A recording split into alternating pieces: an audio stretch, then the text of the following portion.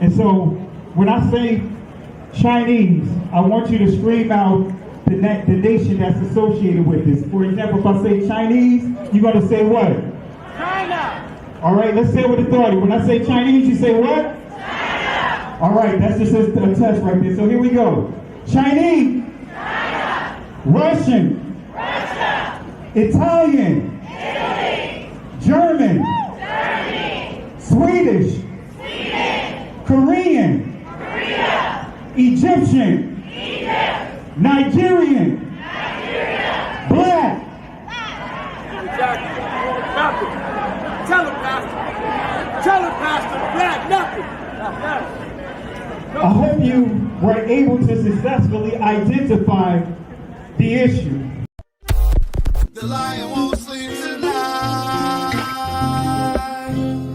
'cause we woke now, and we woke now. I said the lion won't sleep tonight, 'cause we woke now, and we woke now. They want us to sell our souls to barter profit, like God's property. It's hard to market, so we steady to aim, keep your eyes on target. 'Cause when you got to drive, yeah, they'd rather you park it. But I don't valet, you ain't getting these keys. I'm keeping closed hands, I'm on bended knee. I'm just a reflection, dealing with 8 sections. Art mixed with life, you can feel the convection. Your lion won't sleep tonight, 'cause we woke now, and we woke now. I said the lion won't sleep tonight, 'cause we woke now, and we woke now. I said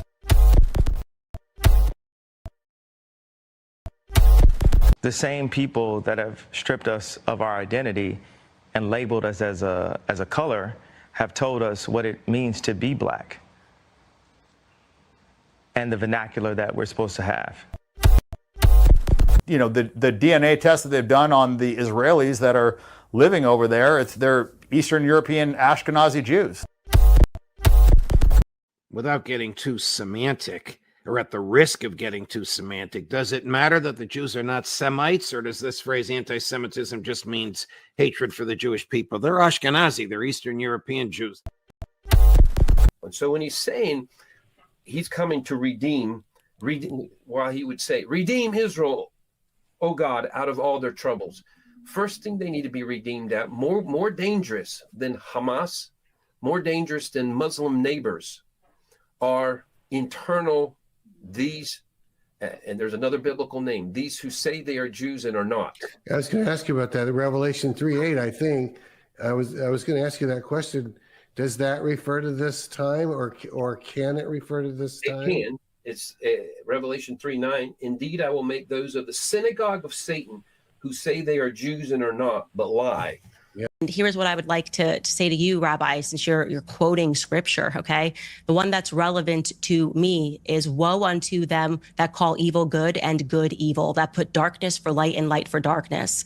And if you'd like to dive into a little more scripture, I think what's relevant is Revelation 3:9. Behold, I will make them of the synagogue of Satan, which say they are Jews and are not, but do lie. And I'm speaking directly to you, Rabbi Shmuley. So we're supposed to we're just being told that anti-Semitism is now criticizing Israel.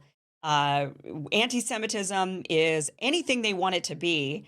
They can't even define it. They admit in this bill that they've passed through the House that there's really truly no actual protection for Jews, but they're just making it up as they go because they want to say, well, but Semites, which we shouldn't even be using that word anymore because most Jews who practice the religion of Judaism or who are culturally Jewish, even if they don't practice the Jewish religion, but they're culturally Jewish, like many are culturally Christian. Many of us celebrate Christmas, but we're not Christian. That's cultural Christianity. It is what it is, right? They can't define it. They're putting all these rules on us. We shouldn't even allow them to use the term anti-Semitism. It's not real. Most of these Jews are not Semites. That's what the Zionists did, except instead of a baseball team, they went to try to convince the Jews that the Jewish people are a nation. like France and like Spain. We'll get a land, that's Israel, that's our stadium. We'll get baseball bats and balls, we'll create a language. They sat down to create a language because nations need languages. A bunch of Aryan-looking people that comes from Eastern Europe and pretends that God gave them the land 2,000, 3,000 years ago. Right? And oh no, we're the real Jews. You can convert to Judaism. You can't convert to a blood family. You cannot convert to a race. Judaism is a religion. That's all it is. Stop telling people you're chosen. You are not chosen to do ish except within the synagogue of Satan. And we do have DNA tests, which by the way are banned in Israel. You're not allowed to get DNA tests in Israel. Ladies and gentlemen, my DNA. Now, I bet you thought it was going to be a lot crazier than that, right? Now, you might ask yourself, why is it illegal to obtain this in the state of Israel? Because it proves through your DNA that Jews around the world have no ancestral ties to the land of Israel. But according to Israeli law, the fact that I have Jewish blood gives me more right to somebody's home and land in the land of Palestine than somebody that has been there for hundreds of years. Doesn't make sense. This story begins in October 1949, 1 year after Israel's formation. This is when Netanyahu was born, the second child of a historian. His paternal grandfather was a rabbi and a Zionist writer. His name was Nathan Milikowski. Later in life, he Hebraized his surname from Milikowski to Netanyahu, a name which means God has given. This is Yair Netanyahu's DNA test that has been leaked. You can see right there his Y DNA is RM198. Descendants of RM198 come from Poland, Russia, Germany, and other European countries. Does this look Semitic to you? Does this look Middle Eastern? There are Ashkenazi Jews who are entirely European in their DNA. That's why you're not allowed to have a DNA test in Israel, because it will reveal that virtually none of them are Semitic, virtually none of them have any ancestral connection to the land.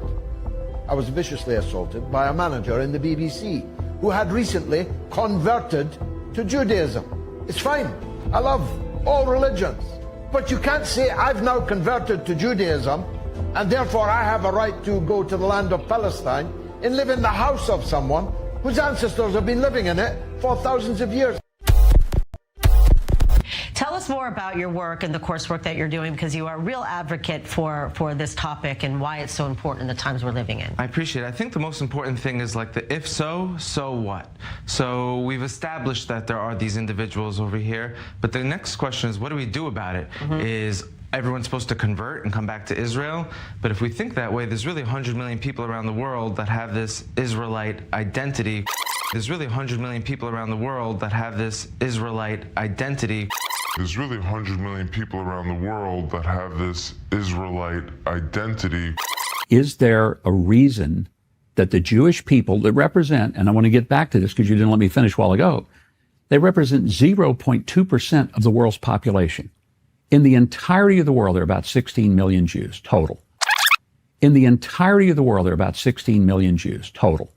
There's really 100 million people around the world that have this Israelite identity. 16 million. 100 million. 16 million. There's really 100 million people around the world that have this Israelite identity coming from the tribes. And Israel's, smaller than the size of New Jersey. Is it sustainable to think in the way of having to convert and bring back? And if you look at the Lemba, they don't even want to convert. They said, why are we converting to something we're already part of? You know what you are? You're an ancient Israelite. Ancient Israelite, that's who we are. That's who we are. So if you give me time, if you give me time, but already said, no, we don't have so many years. I know. Look at this. This is pages and pages of notes, and I promise we'll give more teaching. But here is my challenge to you. All right. I'm hearing some of your traditions. It's like the days of the Bible. Yes. Do you want to remain ancient Israelites, or you want to be Jews?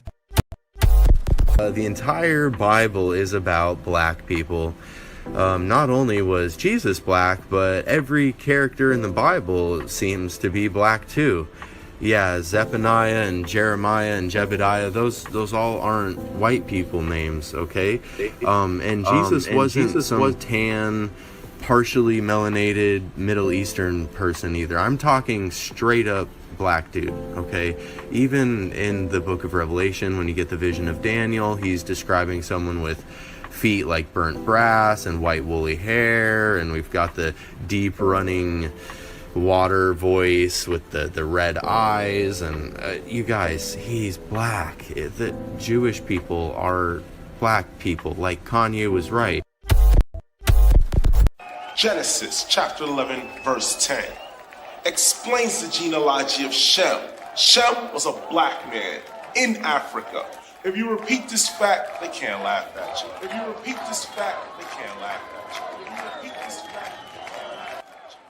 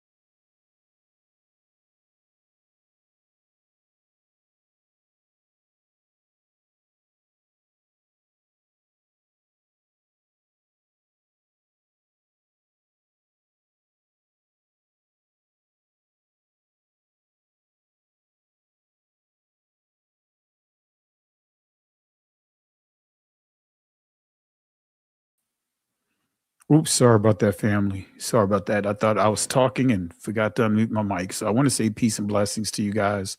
Hope and pray that all is well with you guys. And decided to do a short notice live. I was just meditating on this really all week, as far as last week. Then I started cleaning up this slide and really moving some things around. I taught this lesson years ago. A lesson that was titled Active Hostility, and it's so detailed. And so the question that I want to answer or deal with, or should I say address tonight, and it's going to take multiple videos to really address this question of where is Esau? Where is Esau? And I'm sure you guys trying to figure out, what's the facts about Esau?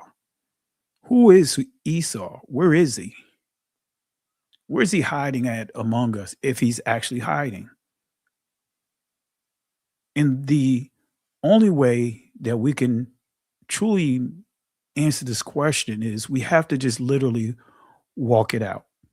So I'm going to share a lot of information, and some of this information in parts of this presentation, many of you guys already know and already heard this in my teaching, but repetition is the best teacher. So some of this stuff is going to be repetitive, certain areas, but I encourage you guys, take notes, because that's the only way for things to really sink in. And so we're going to walk this thing out, and we're going to really address some things far as in terms of the origin of why many are taking their approach to believing who they believe Esau is, in terms of some believe that he's the white man. Some believe he's, you guys already know it, but we're going to cover these things. So we got a lot to cover. We're not going to get through this entire slide presentation tonight. We're going to break it up into two parts. And so we're going to start off with some of what we've already covered. But again, let's get it in. Got a lot to cover. All right. Let's start with, again, the Greater Israel Project. And I'm just going to go over this. I'm not going to really open up the chat for this until we get to a certain point. But just a refresher for you guys. What is the Greater Israel Project? And we're going to explain it real quick. The phrase Greater Israel emerged in the late 19th and early 20th centuries during the development of Zionist thought, though it was not formally articulated as an official state doctrine by early Zionist leaders such as Theodor Herzl. Herzl primarily advocated for a secure Jewish homeland through diplomatic means, focusing on Ottoman Palestine, rather than a Nile to Euphrates empire. So later, nationalists and revisionist factions discussed broader territorial aspirations, including land on both sides of the Jordan River, and critics of Israeli settlement policy eventually popularized the term Greater Israel Project to describe perceived expansionist ambitions. So what is the Greater Israel Project map? Here's that map, family. Here's that map. This is currently Israel here. But the Greater Israel Project is to expand it, as you can see here, take over territories of Egypt. We see here parts of Saudi Arabia, Jordan, Iraq, Syria. And you see how it goes as far down as Kuwait into get a control of this Suez Canal. This is actually controlled by Egypt because this is actually territory of Egypt, but they want to get control of all of this. All right, so this is the Greater Israel Project. So Netanyahu invokes Deuteronomy 28 as he explains the Greater Israel Project before the UN. Now, let me go to that video here. I'm just going to play it here so that way to make sure we're all on the same page. All right, here's the video clip. Ladies and gentlemen, as Israel defends itself against Iran in the Seven Front War, the line separating the blessing and the curse could not be more clear. This is the map I presented here last year. It's a map of a blessing. It shows Israel and its Arab partners forming a land bridge connecting Asia and Europe between the Indian Ocean and the Mediterranean Sea. Across this bridge, we will lay rail lines, energy pipelines, fiber optic cables, and this will serve the betterment of 2 billion people. Now look at this second map. It's a map. Look at the second map. It's a map of a curse. It's a map of an arc of terror that Iran has created and imposed from the Indian Ocean to the Mediterranean. Iran's malignant arc has shut down international waterways. It cuts off trade. It destroys millions, destroys nations from within, and inflicts misery on millions. On the one hand, a bright blessing, a future of hope. On the other hand, a dark future of despair.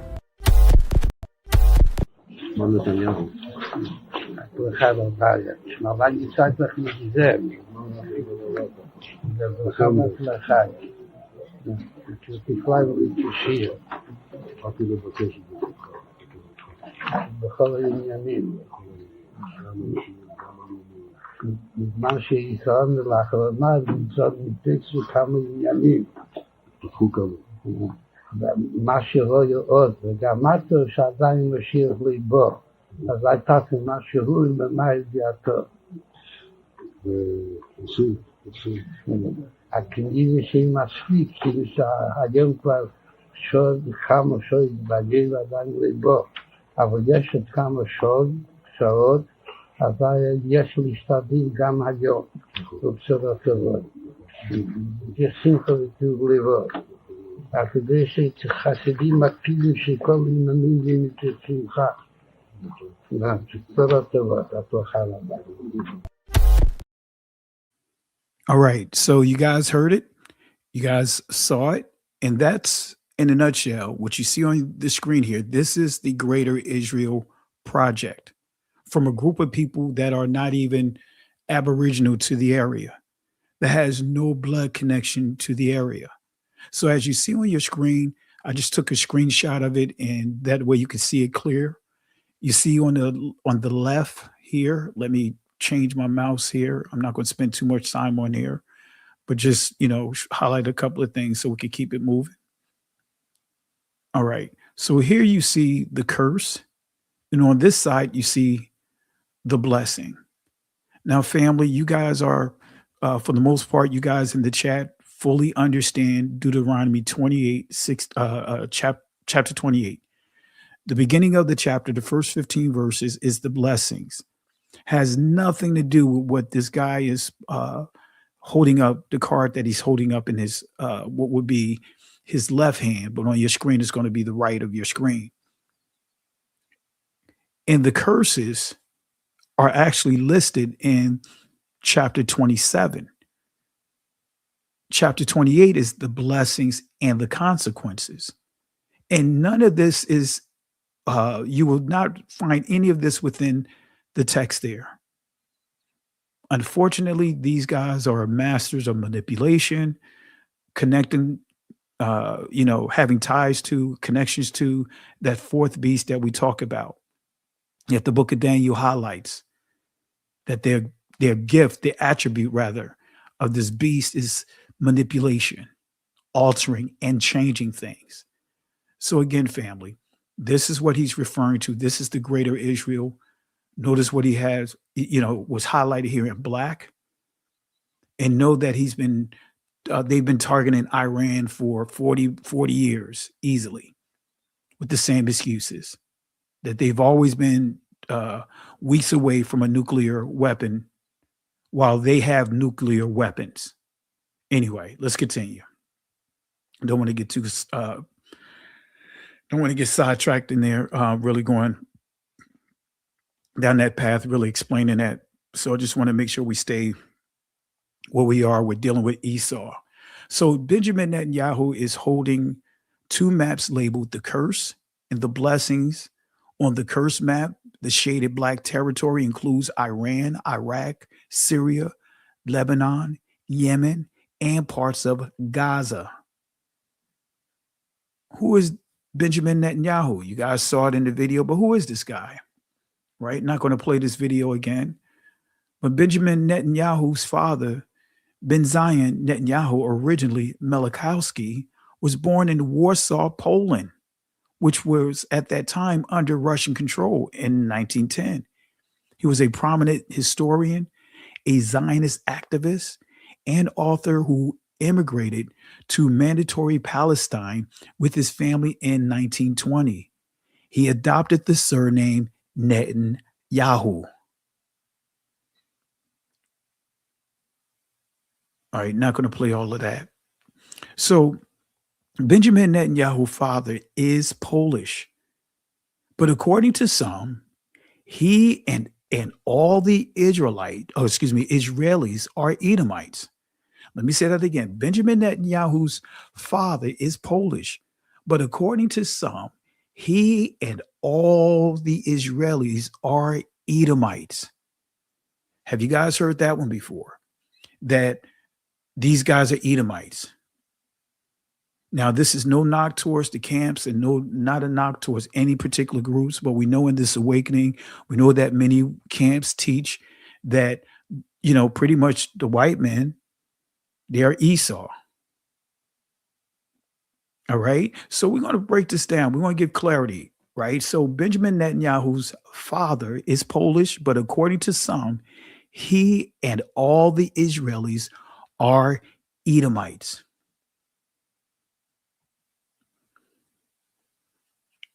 So the question is Is Benjamin Netanyahu, is he an Edomite?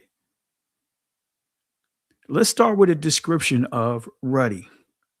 What is the definition of biblical ruddy? You guys already know this. This will be a refresher to many of you guys. All right. This is coming from the International Standard Bible Encyclopedia. It reads, ruddy is the form taken by the adjective red when used as a term of praise of the human skin. And this is its use in the Bible. The Hebrew and Greek words are all usual words for red or to be red. The dark-skinned Hebrews found great beauty and a clear complexion. All right. So the dark-skinned Hebrews found great beauty and a clear complexion. So when you see that word ruddy, it has nothing to do with a non-melanated or someone that has no pigmentation. The dark-skinned Hebrews found great beauty and a clear complexion. This means that Esau nor his descendants are progenitors of what of the so-called white man, right? Right? But let's go and build this case up. You guys are going to play the juries, right? You're going to be the jurors tonight. Okay, let's go to Jeremiah, because this is what some of the passages that you hear that is floated around, Jeremiah 49:10. But I have made Esau bare. I have uncovered his secret places, and he shall not be able to hide himself. His seed is spoiled, Shaddad, and his brethren and his neighbors, and he is not.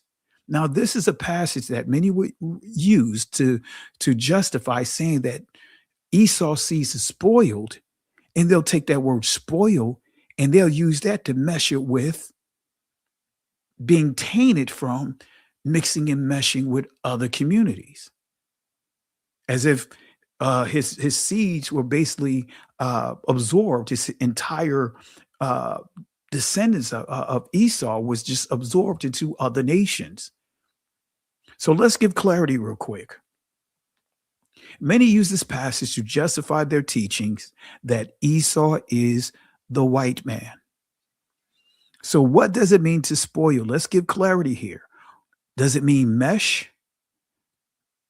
Let's see here. It reads, to be burly, an example, figuratively, powerful. It goes on to say passively impregnable, by implication to ravage, dead, destroy, destroyer, oppress, robber, spoil, waste, lay waste. Now, do you guys see anything that remotely suggests that this passage means that Esau's descendants are going to be absorbed into the nations, the other nations? Do you guys see anything that remotely suggests what many are teaching about this passage? Let's continue.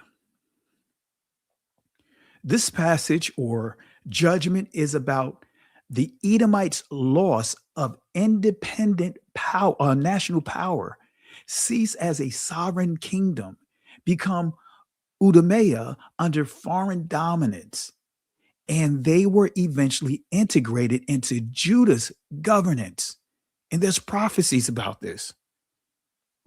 There are prophecies about this, and I'm going to deal with this. I know I'm not going to get into it tonight because this presentation actually is almost 600 slides.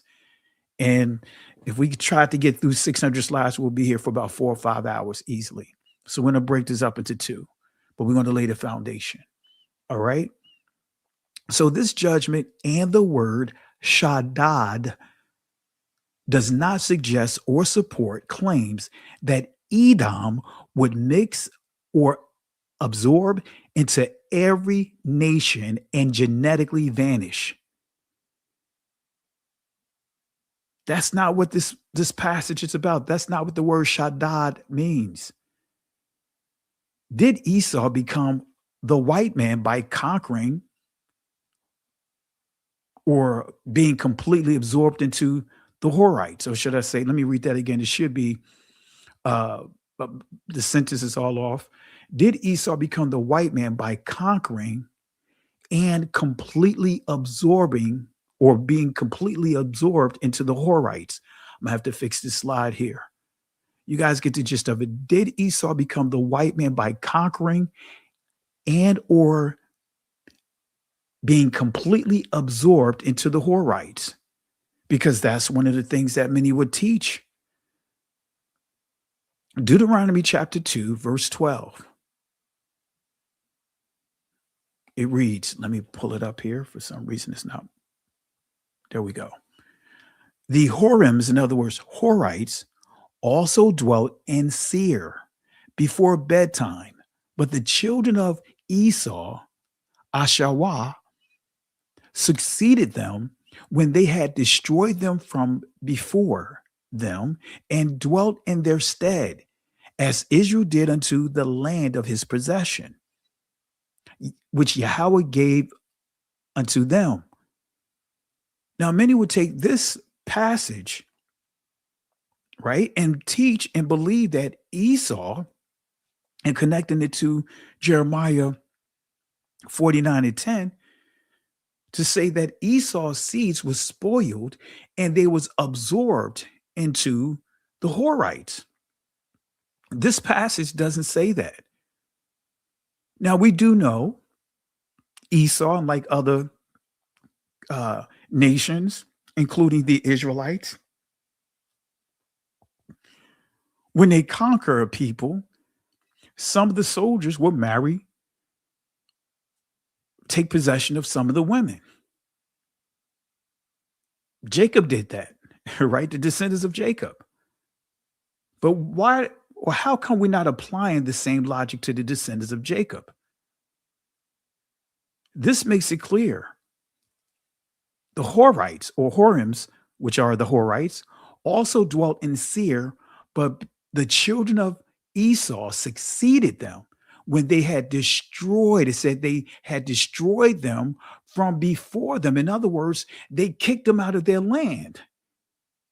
They kicked this people, they conquered them, dominated them, put them out of the land, and dwelt in their stead, as Israel did unto them, unto the land of his possession, which Yahweh gave unto them. Let's continue, family. So this means that Esau nor his descendants are the progenitors of the so-called white man.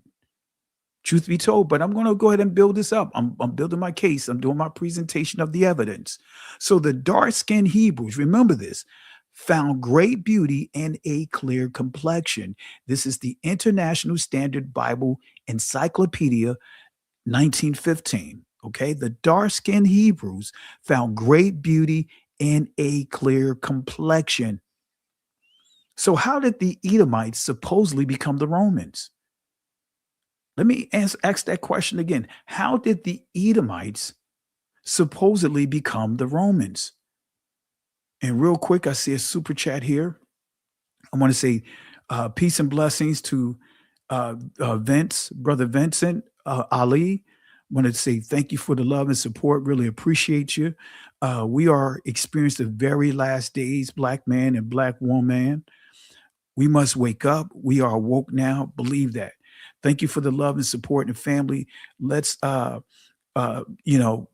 give some shout outs. Let's show some love to Brother Vincent Ali for the love and support tonight. Really appreciate it. And family, let me post my Cash App. I have a new Cash App because of the Cash App was doing, they were literally trying to force me to turn that into that account into a business account, doing all kinds of crazy stuff, restricted account and all. And I refuse to have them, that I have to change an account that's actually I had for years, a gift account, and make it into a business account for them to charge more fees. And then I had to also create a business in order to, no, I'm not doing all of that. Too much for that. But anyway, let me go and post this here real quick.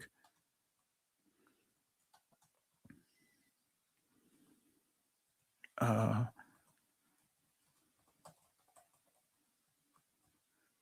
right. All right, that's my Cash App. All right. All right, so it's $Richardson PK. All right. So really appreciate you guys. All right. So how did the Edomites supposedly become the Romans? All right, let's answer this question. This is coming from a source called Who is Esau? Edom by Charles A. Weissman, page 11. Not sure if you guys have this book. All right, this is one of many books that I have. And this book, man, this is a very expensive book. If you tried to purchase this on Amazon, it's a very expensive book, right? And so I was able to get a digital copy of it. And but here you have it, right? This is let's highlight a couple of quotes from this book. And this is the area that I really want to highlight from this book, because this is also going to help me lay out the foundation of the source, the root to these. I believe it's strategic on the understanding that many have about Esau, right? Because in order to hijack the identity of Jacob, you have to hijack the identity of all that's connected to Jacob, right? Like Esau. Now, the 1948ers don't have Esau and Jacob as being two different colors or two different races, black and white, according to the institution of race. They have both of them as what? As who? Caucasians. But many within this awakening are teaching as if there are two races of black versus white. So let's give clarity here. We're going to get to the root of where all of that comes from. All right. This is page 11. The best historical evidence, therefore, shows that the Jews are not descendants directly from the Israelites of the Bible, but derive much of their ancestry from the Khazars and other people of Turkish Asiatic blood. The Khazars are also of Edomite stock, and both stocks make up the present day Jews, right? And so you see Turkish Asiatic. This is key right here. This is key. So he's saying that the Edomites are Turkish people.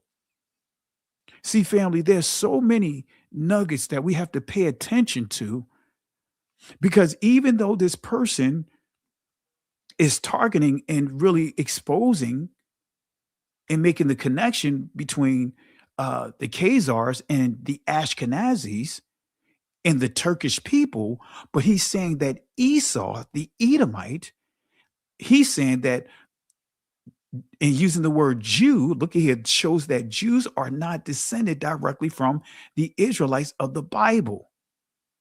So there's a lot of moving parts here. So it goes on to say here, the Khazars are also of Edomite stock, and both stocks make up the present day Jews. Let me read it one more time. The best historical evidence, therefore, shows that the Jews are not descendants directly from the Israelis of the Bible, but derive much of their ancestry from the Khazars and other people of Turkish Asiatic blood. The Khazars are also of Edomite stock, and both stocks make up the present day Jews. As the historian H.G. Wells states, the Edomians, in other words, Edomites, were made Jews, and a Turkish people, Khazars, were mainly Jews in South Russia. The main part of Jewry never was in Judea and had never come out of Judea. This is according to the Jewish Encyclopedia. The original stock of the Khazars came from the land of Edom. So let's visit the source here. Let's go to H.G. Wells Let's see what the quote actually says. So Weissman again argues that the Khazars are also Edomite stock, and then cites H.G. Wells to support the idea that both Edomians and Khazars contributed to the modern Jewish populations. All right. Excuse the typo. So according to the historian H.G. Wells, right, the Khazars are also of Edomite stock, and both stocks make up the present day Ashkenazi Jews. So let's go to the source here. This is page 494, The Outline of History, H.G. Wells, 1921. On one occasion, the Edomians being conquered were all forcibly made Jews. They were Arab tribes who were Jews in the time of Muhammad, and a Turkish people who were mainly Jews in South Russia in the 9th century. Judaism is indeed the reconstructed political idea of many shattered peoples, mainly Semitic. Goes on to say, the main part of Jewry never was in Judea and had never come out of Judea. All right, so let's unpack this real quick. The quotations from the outline of history and who is Esau, Edom, raises several red flags. These two sources and other sources that's built and based upon these sources raises a number of red flags. Let's highlight the red flags. The first red flag, Wells uses the terms Jew in a broad and imprecise way to describe different populations across centuries. Edomians incorporated into Judea, Arabs practicing Judaism, and the Khazars in South Russia, without distinguishing between religion, citizenship in Judea, and bloodline descent, which can easily blur historical categories. Does that make sense, family? That's one of the things that we have to highlight about these sources. That's the thing that you don't hear people that are making reference to these sources. They don't make the distinction here. They're not catching that these are still these sources are perpetuating a lie. Let me read it one more time so that way you guys can understand. Let me repeat this. Wells uses the term Jews in a broad and imprecise way to describe different populations across centuries. Edomians incorporated into Judea, Arab tribes practicing Judaism, and the Khazars, or should I say the Khazars in South Russia, without distinguishing between religion, citizenship in Judea, and bloodline descent, which can easily blur historical categories. So Weissman takes Wells, this is trigger number 2. Weissman takes Wells' generalized observation about multiple communities practicing Judaism and turns it into a genealogical claim, asserting that Khazars and Edomites form the ancestry of modern Jews, even though Wells' passage itself does not establish that lineage. Y'all caught that, right? I want to make sure you guys understand what's going on here. Let's continue. Trigger number 3. Weissman's argument relies heavily on stacking unrelated historical examples from different periods, such as the Hasmonean Edomia in the 2nd century BC and the Khazars in the 9th century AD, and presenting them as if they represent a continuous ethnic chain. And this is one of the things that we see over and over again. And many of us not knowingly, right, perpetuate this deception. So both quotations, dealing with the fourth trigger, both quotations, in other words, what we quoted from both sources, right? The outlines, coming from Wells' source, as well as the where is Esau, Edom, those two sources, right, that we quoted from, read quotes from, both quotations from these sources illustrate how the later English word Jew is used as a catch-all identity marker, which can obscure distinctions that ancient texts made between Judah, the Israelites, in other words, as a whole, foreigners and converts, creating the appearance of historical continuity where the sources themselves do not clearly demonstrate it. That word Jew has become synonymous to Israel. Have you guys noticed that? Right? The word Jew has become synonymous to all of Israel. Right?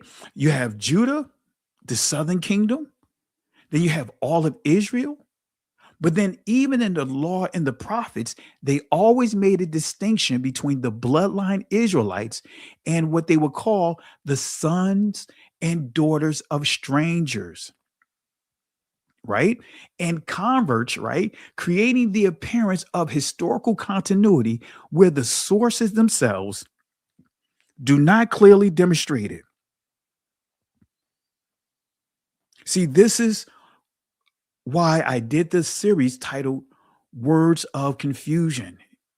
And this word Jew started its actual usage. They try to say that it dates back to the 4th century, but it doesn't. It's a French word, first recorded in the 9th century, the late 8th to the early 9th century, where they moved the dalath from their transliteration of the Greek transliteration, Udeos. So they removed the D or the dalath. But that's not an ancient word. None of the ancient Israelites made reference to that. The Messiah never made reference to that. And by the time we get this word to the 17th, 18th century, they added the J to it. And you see the political agenda attached to it as well. Okay? So how did the Edomites supposedly become the Greeks? How did the Edomites supposedly become the Romans?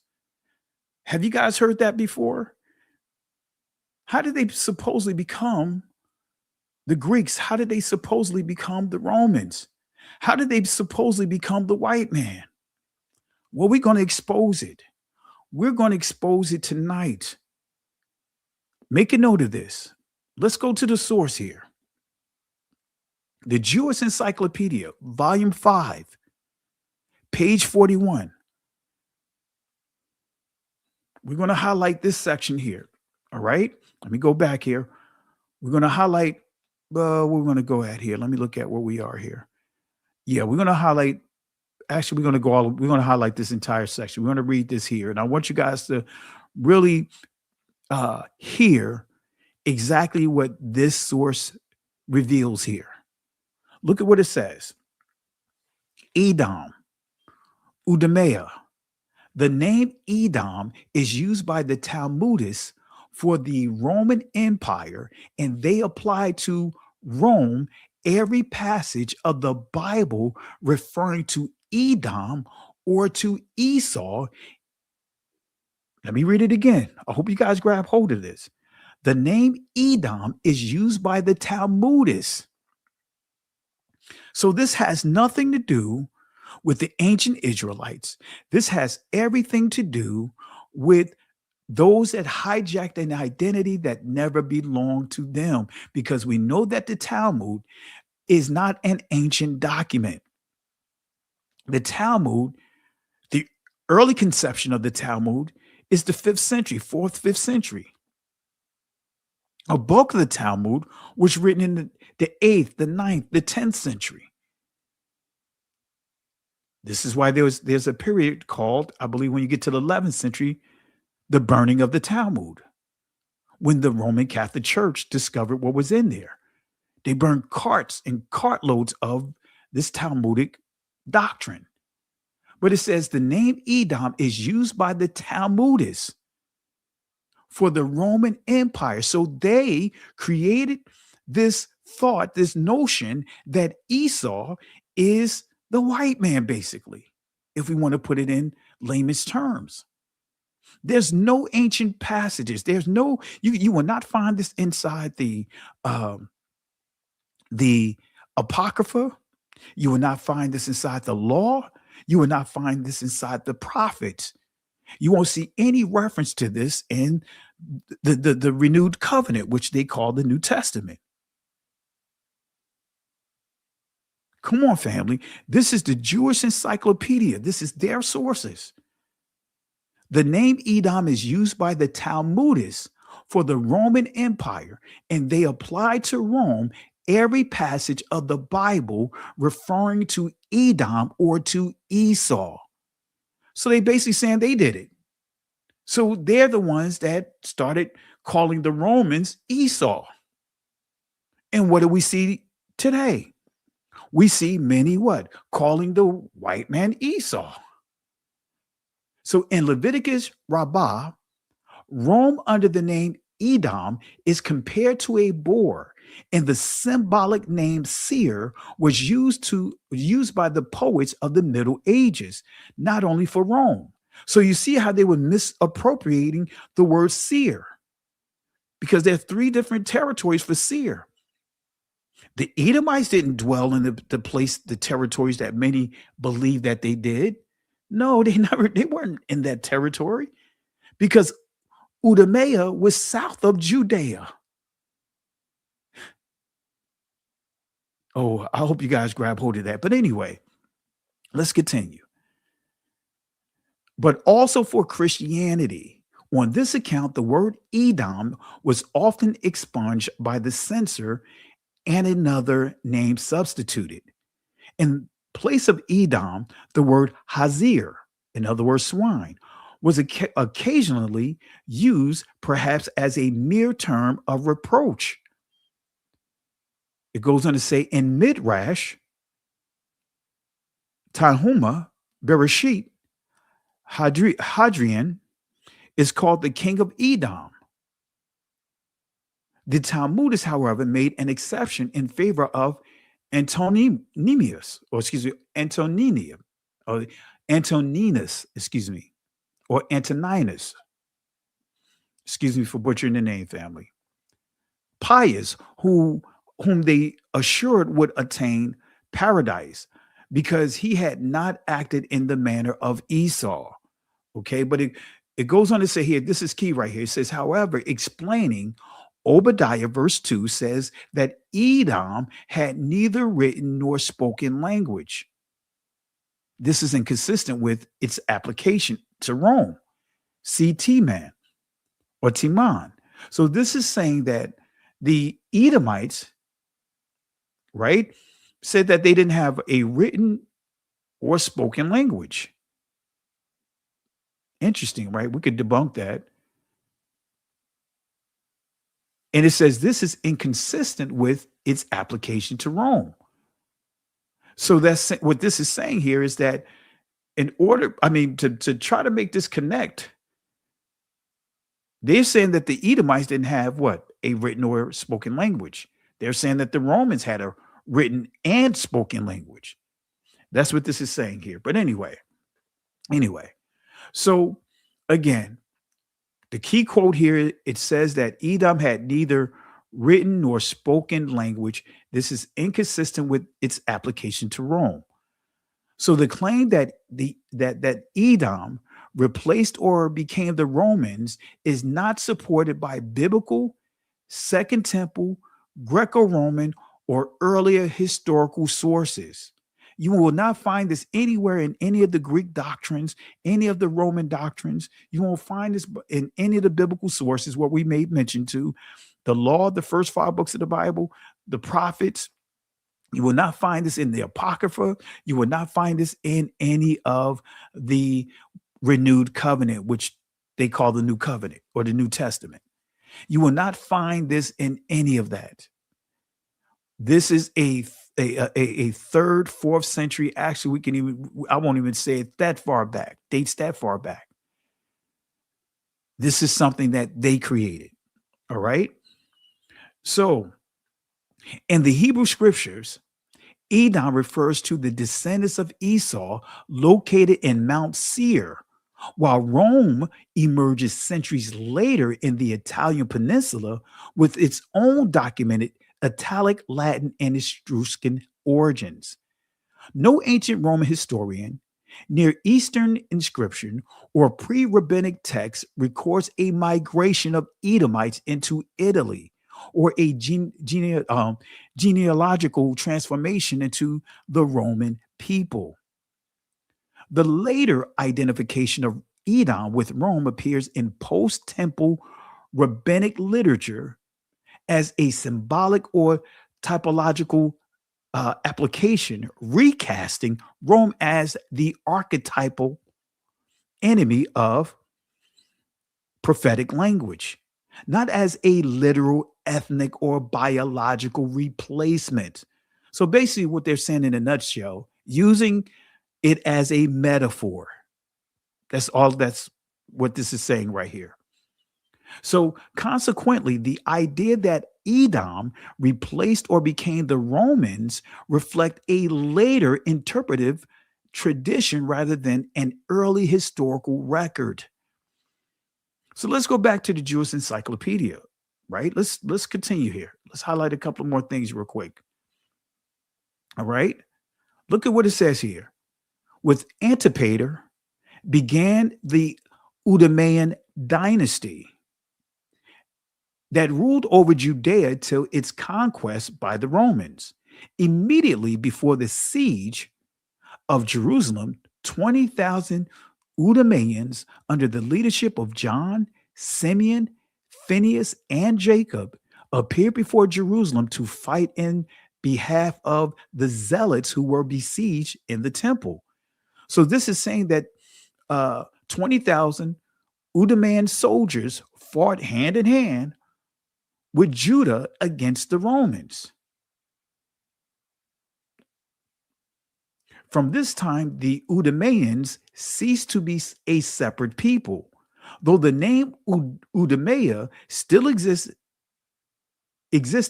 the time of Jerome.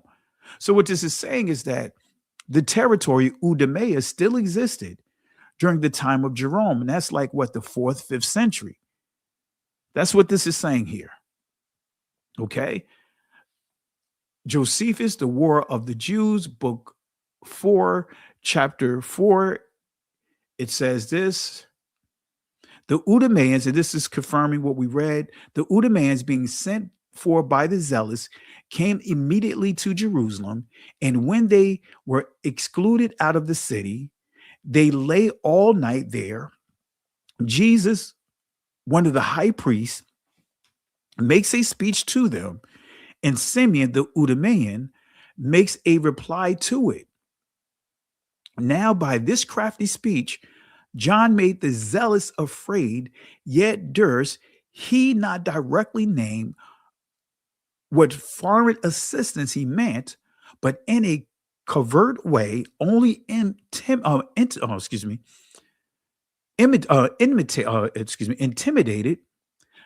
at the Edomians.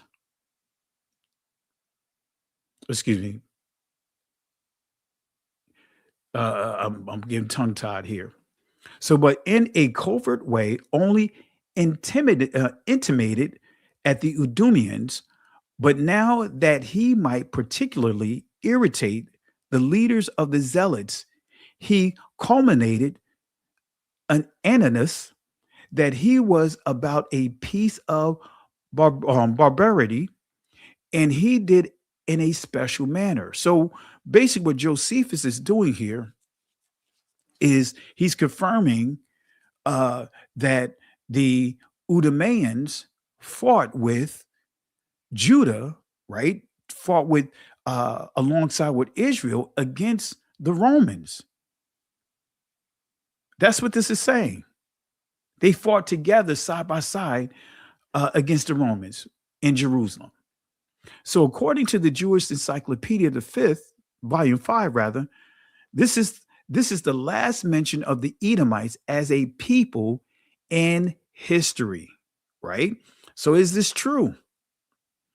Where's Esau? What is the origins of the modern day Jews? So the Jewish community, as we know them, falls under two main groups: the Sephardic Jews and the Ashkenazi Jews. Now, keep in mind, I want to make sure you guys understand the Ashkenazi Jewish name, the label, was created in the 8th, 9th century. That's recorded in the Jonathan Targum. See, they made these constructs up. They made these constructs up, right? The Ashkenazi Jewish community created the Sephardic Jewish community. So the Ashkenazis are the Eastern European Jews, which were found in Poland, Russia, Germany, and Western Asia. So this is a red flag. Why? Because they teach that this group of so-called Jews make up 90% of the so-called Jews in the world. And 6 million is a mystical number. This is a red flag, family. Why? Because they use that word Jew to keep the numbers minimum and make them as the majority. The word was created and attached to a religion. Just like Christian is synonymous to or connected to Christianity. Catholicism is connected to being a Catholic. They took a religious word and made it into an identity. So this group of so-called Jews make up 90% of the so-called Jews in the world. So the Jewish Encyclopedia of 1905 revealed that the main stock of the Jews came from this people known as the Khazars, right? Or the Khazars. Here it is. You guys remember this?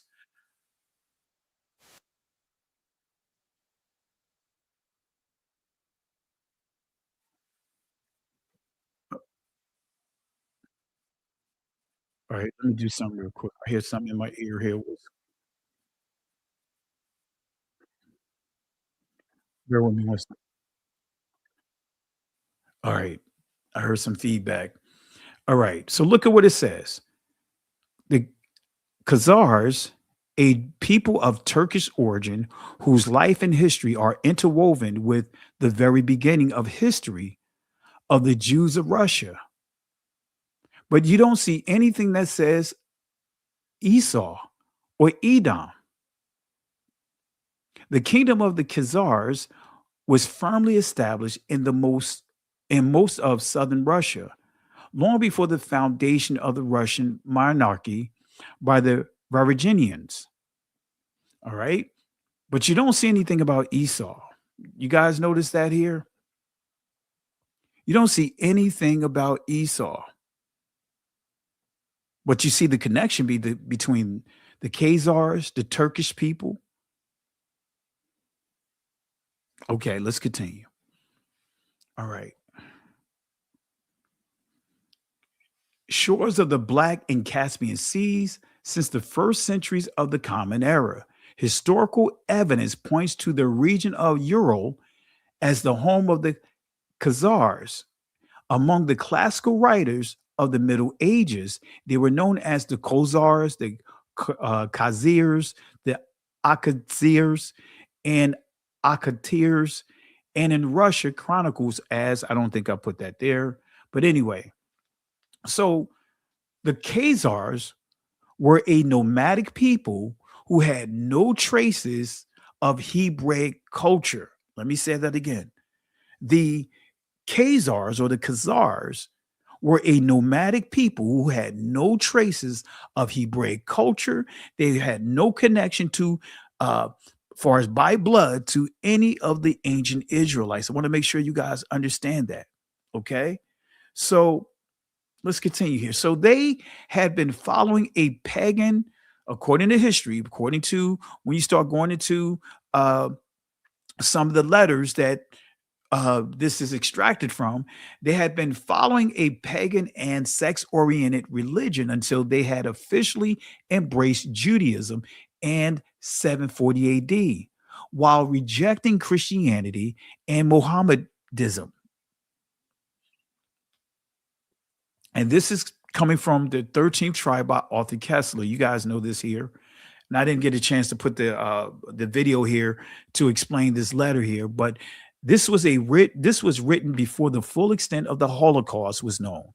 But that does not alter the fact that the large majority of surviving Jews in the world is of Eastern European, and thus perhaps mainly of Khazars or Khazars origin.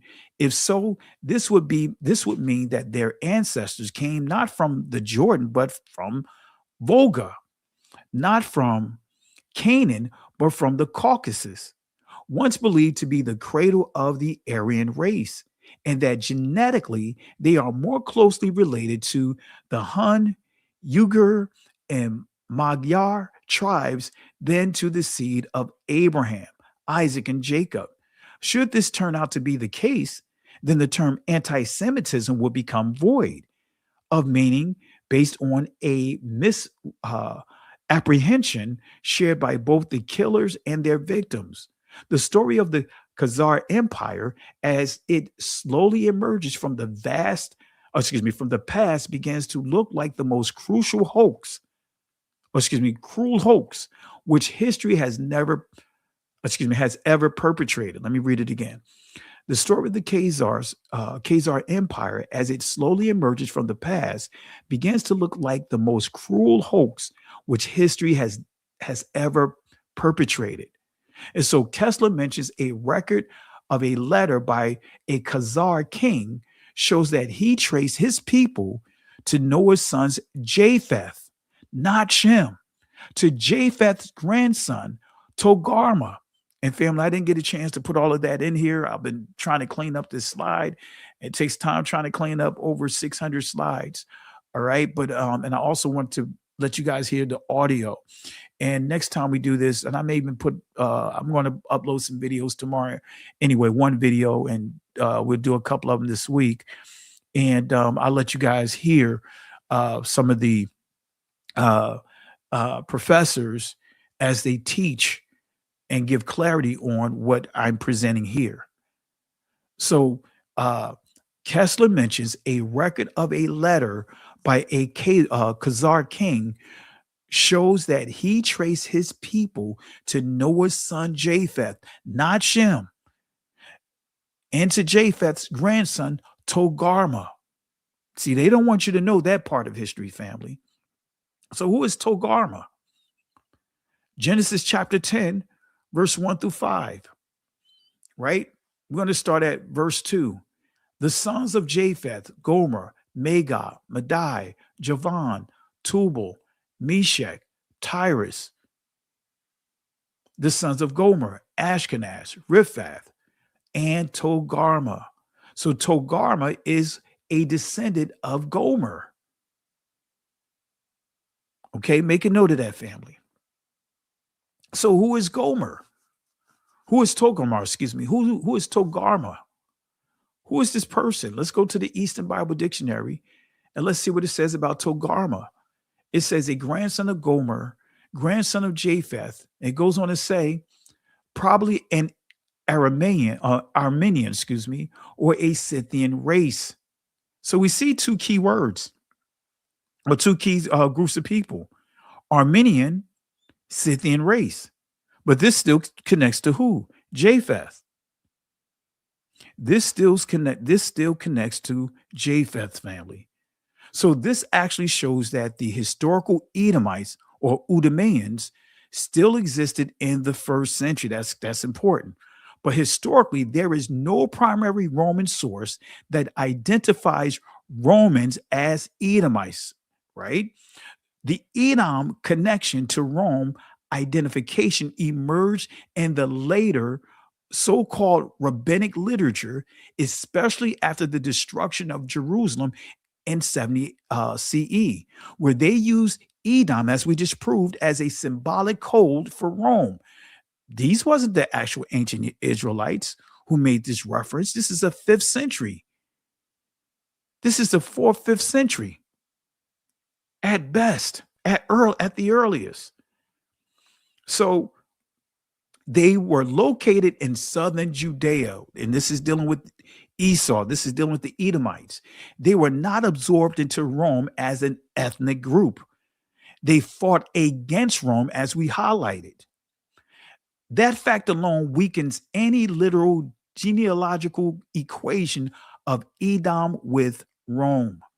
So are the Edomites the progenitors of the Khazars? Let me say that again. Are the Edomites the progenitor of the Khazars? Now, by now, you should know how to answer this question.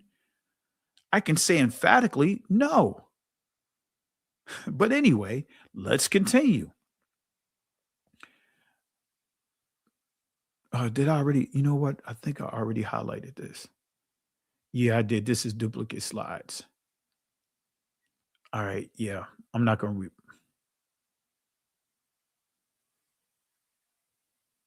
Yeah, that's a duplicate slide. All right. I'll read it one more time, just so that way we can bring this home again to reiterate this. The best historical, let me make sure that here, there we go. The best historical evidence, therefore, shows that the Jews are not descended directly from the Israelites of the Bible, but derive much of their ancestry from the Khazars and other people of Turkish Asiatic blood. The Khazars are also of Edomite stock. So we already debunked this right here. And like I said, there's a number of red flags here, starting with that word Jew, as we pointed out. You know, we just completely knocked down the source here. We exposed it here.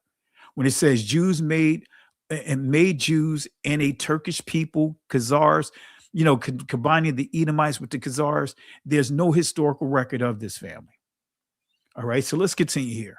So the 1905 Jewish Encyclopedia entry on the Khazars does not directly state that the Khazars are descendants from Edom. We already showed that there's no entry there.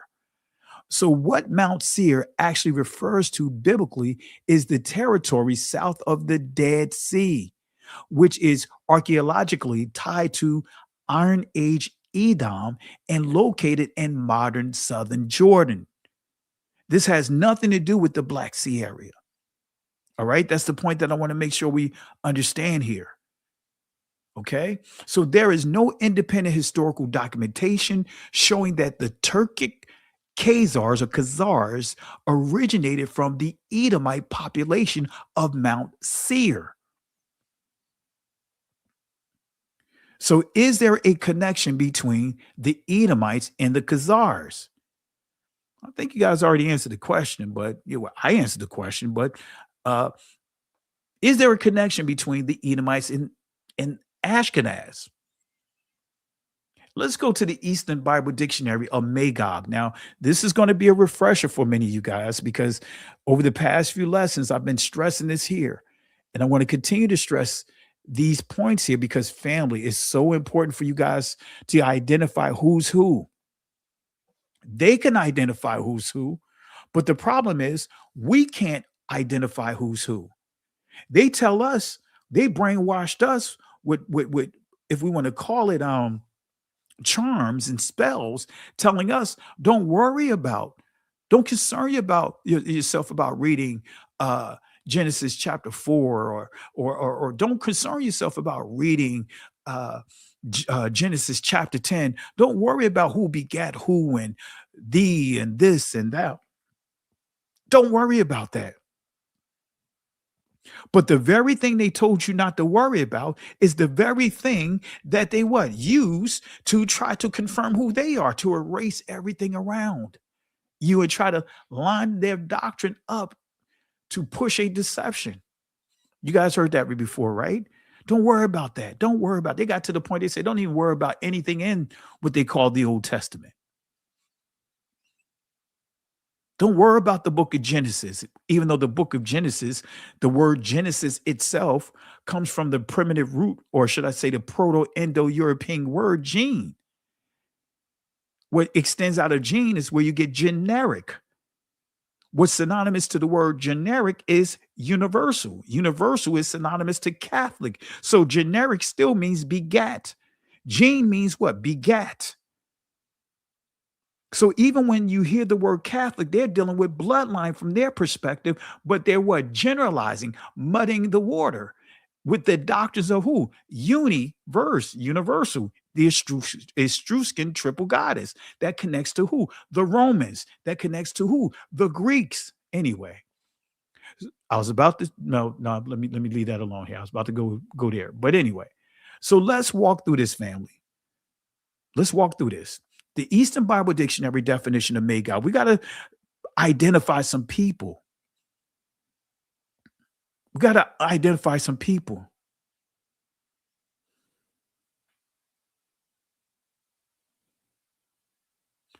Let me say this, and I'm not going to respond to it, but please don't post anything about the Old Testament being fulfilled by the New Testament. That is completely incorrect. The word in the phrase New Testament was created by Tertullian in the 3rd century. I believe like the 2nd and 3rd century, actually the 3rd century, if I remember correctly, as far as the dates. The whole purpose of that word or that phrase New Testament was so that way they, when I say they, the Roman Catholics, those that hijacked the identity that didn't belong to them, they wanted to create their own canonical texts or books that they deemed to be that push the religion of Catholicism, right? They, right, did not want to include what they call the New Testament or the Old Testament, excuse me. They created the phrase new, so when you say in with the new, out with the old. The Messiah, his disciples, the Apostle Paul, none of the law, the prophets, none of them made any reference to an Old Testament. The Messiah taught out of what is called the law and the prophets. You'll see this highlighted in, for example, chapter 5 of Matthew, when he said, think not that I come to destroy what? The law or the prophets. That's the first 5 books of the Bible, and also what? The prophets, the words of the prophets. And your Bible may have it broken down to separated by what? Grouped by the major prophets and the minor prophets. Now, keep in mind, the minor prophets, the only reason why it has that label inside your Bible is not because their words are less important. No, it's because of the length of their books. Their writings are shorter. So Christ, none of the ancient Israelites, right? None of the followers of the Messiah, none of them taught an Old Testament and New Testament. So I want to make sure we're clear. Listen with intelligence, and moderators, if there's people inside the chat posting stuff trying to teach or reteach or try to contradict what we're teaching here, give them a warning, and then what? Put them out if they don't listen. So again, family, the law and the prophets is what is what we would call today the Bible, because that's what they went off of. That's what the Messiah taught from. The law and the prophets, you'll see that again in Matthew chapter 22. Actually, you'll see it all through the letters of the disciples that they wrote. You'll see this all through the law and the prophets. You'll see it in Psalms. Anyway, even Apostle Paul points out, it's documented, that is noted in the book of Acts, that he taught from what? The law, the prophets, right? The truth, and confirmed who Christ is. That's it's recorded, I believe, in chapter 24. So you can't even teach the Messiah if you are teaching that the law and the prophets are an Old Testament, like it doesn't matter. Fulfill does not, the way that it's being taught means to destroy. And Christ said, think not that I come destroy the law and the prophets. He said, I did not come to destroy, but he came to what? Fulfill. And he goes on to say, not one jot, one tittle shall be taken away from it, right? Not one jot or one tittle, that's the Greek transliterations, right? But he says, until all that is fulfilled, everything has to be fulfilled. Prophecy is still playing out. If everything, all the prophets within the law and the prophets were fulfilled, then guess what? We wouldn't be on this live right now. We wouldn't be dealing with the wars that we see happening right now. Anyway, let's continue, family. Moderators, you guys know what to do. All right, let's go to the Eastern Bible Dictionary. We need to identify some players here. All right, because that's what the church don't teach. They don't teach you to identify these different groups, because if you start identifying who's who, then you'll start finding out and realizing who is not. All right, so let's look at Magog. Let's start with Magog. This is a refresher to some of you guys, but hey, there's nothing wrong with having refreshers, right? Look at Magog. It says region of Gog, the second son of Japheth. In Ezekiel, it is the name of a nation, probably some Scythian or Tartar tribe descended from Japheth. But notice what we see here. We see Scythian. Now, remember when we dealt with Togarmah earlier, you saw Scythian and Armenian. So we see Scythian here. Denotes Scythian nations, fierce and innumerable, who lived beyond the Caucasus and the Lake Maeotis and near the Caspian Sea, and spread out even onward to India. And we already proved this when we'll get there. We'll prove it here again. So Magog is the second son of Japheth. When we go to Genesis chapter 10, verse 2, look at here. And the sons of Japheth, we see Gomer. There's the second son here, Magog. So make a note of that, family. We are identifying who's who, right? So according to the Eastern Bible Dictionary, Magog is also connected to the Scythians. Let me say that again. Magog is also connected to the Scythians. So who are the Scythians? This is coming from the Britannica.com. Look at what it says. The Encyclopedia Britannica, Scythian, also called Scyth, Saka, Sake, member of a nomadic people originally of Iranian stock. So the war that they're generating is a family war, because the 1948ers are connected to the Turks, connected to the Khazarians. And we see a nomadic people originally of Iranian stock, known from as early as the 9th century BCE, who migrated westward from Central Asia to southern Russia and Ukraine in the 8th and 7th centuries BCE. The Scythians founded a rich, powerful empire centered on what is now Crimea. All right, or Crimea, excuse me. So who are the Scythians? Who are the Scythians? This is another key piece of information. Localizing Ashkenazi Jews to primeval villages in the ancient Iranian lands of Ashkenaz. And think about it, family. These are not the same ancient people. When you think about the Arabs of today, they're not the ancient biblical Arabs that is highlighted inside the text. What you see today is the results of multiple Arabic invasions, as well as the Ottoman Empire, right? The invasions of that. That's what you see today. for the most part. But anyway, an analysis of 393 Ashkenazic, Iranian, and Mountain Jews and over 609 Jewish genomes demonstrated that Greeks, Romans, Iranians, and Turks exhibit the highest genetic similarities with Ashkenazi Jews. The graphic population structure analysis localized most Ashkenazi Jews along major primeval trade routes in northeastern Turkey, adjacent to primeval villages with names that may be derived from Ashkenaz. Iranian and Mountain Jews were localized along trade routes on the Turkey's eastern border. Loss of maternal haplogroups was evident in non-Yiddish speaking Ashkenazi Jews. Our results suggest that Ashkenazi Jews from a let me read it again. Our results suggest that Ashkenazi Jews originated from a Slavo-Iranian confederation, which the Jews called Ashkenazic. Look what it has in the parentheses here. It says here, an example, Scythians.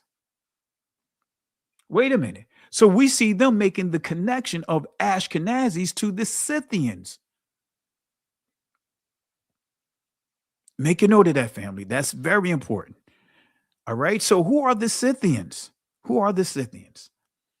The Anchor Bible Dictionary, Volume 1, definition of Ashkenaz, and look at how it connects it to the Scythians. Ashkenaz, first descendant of Gomer, who is the first offspring of Japheth in the Table of Nations. In Jeremiah 51:21, Ashkenaz appears along with Ararat and many as a kingdom called upon to oppose Babylon. The name is identified with the Neo-Assyrians Ushkuza, who appears between the Black and Caspian Seas in the 8th and 7th centuries BC, driving out the Cimmerians and threatening the Assyrians. For Herodotus, or Herodotus, however you want to pronounce it, Herodotus, these people came to be called the Scythians. All right. See, it says here, Herodotus gives an account of the Scythians. So it's not just and these what I'm referring to as the dictionaries that I made reference to, right? And the DNA testing that I made reference to. But Herodotus, he was a historian, and he makes reference to the Scythians. You'll see the Babylonians in their doctrine makes reference to the Scythians as well. All right. So the consonants, now this is getting into the linguistic stuff. I'm not going to read all of this for the sake of time. But it says here, although cultural associations reach back into the 3rd and 2nd millennium BC, present archaeological evidence for a distinctive Scythian culture begins in the 7th century BC. Okay. And it goes on to say possible portrayals of Scythians appear on 9th century reliefs of Ashurbanipal II, but the first Neo-Assyrian mention of the Ishkuza occurs during the time of Sargon II in the 8th century BC. Driving back the Cimmerians, the Scythians were able to push south to dominate Asia, and it says East Turkey and Media in the latter part of the 7th century BC. About this time, a Scythian raid against Egypt was stopped by Psammetichus I. For the latter history of the Scythians and the question of their identification with the enemy from the north mentioned in the first part of Jeremiah, and tells us to see Scythians. Okay, so according to the Anchor Bible Dictionary, the Scythians are the descendants of Ashkenaz. The Anchor Bible Dictionary definition, volume 4, definition of the Scythians. Let's see what it says. It's going to read almost the same. I'm not going to read all of this, but some key points. Biblical scholars sometimes associate the Scythians with Ashkenaz and with the bringers of destruction and the prophecies of Jeremiah and Zephaniah. Outside the Hebrew Bible, their reputation for savagery, and make a note of that, family, savagery. Are we not seeing savagery? Are we not seeing savagery? Are we seeing a history of savagery among these people? Are we seeing it? Are we not seeing it today? The savagery? Do you know that we were subjected to savagery by these people who dominated the merchant side of the transatlantic world war that was dumbed down to the slave trade? Are we not seeing savagery right now? Come on, family. Look at here. Outside the Hebrew Bible, their reputation for savagery is alluded to in 2 Maccabees 4:7, 4:47, 3 Maccabees 7 verse 5, 4th Maccabees 10:7. And you could go back here and make a reference to it and review it. You'll see it. So the Scythians, called Ashkenazi by the Assyrians, apparently first appeared in written history of the annals of Esarhaddon, and seemed to be centered at that time in what is today northwest Iran, according to Herodotus. Okay, the Scythians ruled over all the Near East for 28 years after entering the area from the north. Traditionally, this period of rule is assigned to the 7th or 6th century BC. The Scythians continue to be mentioned in the text, in texts of the Babylonians, Persians, and Greeks as allies and as enemies through the 4th century BC. By the 3rd century BC, the Scythians' presence in the Near East is restricted to Crimea, or Crimea, however you want to pronounce it, and the shores of the Black Sea. Ovid records record Scythian life in the 1st century AD. All right. So the Scythians occupied what's called modern day Russia and Ukraine. Let me say that again. The Scythians occupied what is now called modern day Russia and Ukraine. So there is another group of Russians who are connected to the Russians and the Ukrainians. We already covered them, but let me bring this source back up. They are called the Khazars. Remember this source here? I just shared it with you. The Jewish community, as we know them, falls under two main groups. Remember, the Sephardic Jews and the Ashkenazi Jews, which these are groups that they created. They created this. You will not find any entries of the law and the prophets, the Maccabees. You will not find them calling themselves, for example, Egyptian Jews or Babylonian Jews or Assyrian Jews. They mastered, as what the Maccabees talks about the heathens or other nations sought to put their images in the scriptures, paint images of themselves in the scriptures. This is not them saying that they're going to take paint, and charcoal and draw inside the rolls. No, what it means is they're going to place keywords there that's going to have you think and defer to them. Are we not saying that with the word Jew? The word Jew has painted the picture that it goes right to these guys, these Khazars. Are you not seeing that, family? Do you guys see that? That's what's happening right now. Certain constructs point to their image, right? Like the word Jew point to their image. The word church point to their image. The word Christian point to their image. The word Gentile point to their image. They put key words there. Even the name Jesus points to whose image? Does it point to a Negro image? Or does it point to a European image? Does that make sense, everyone?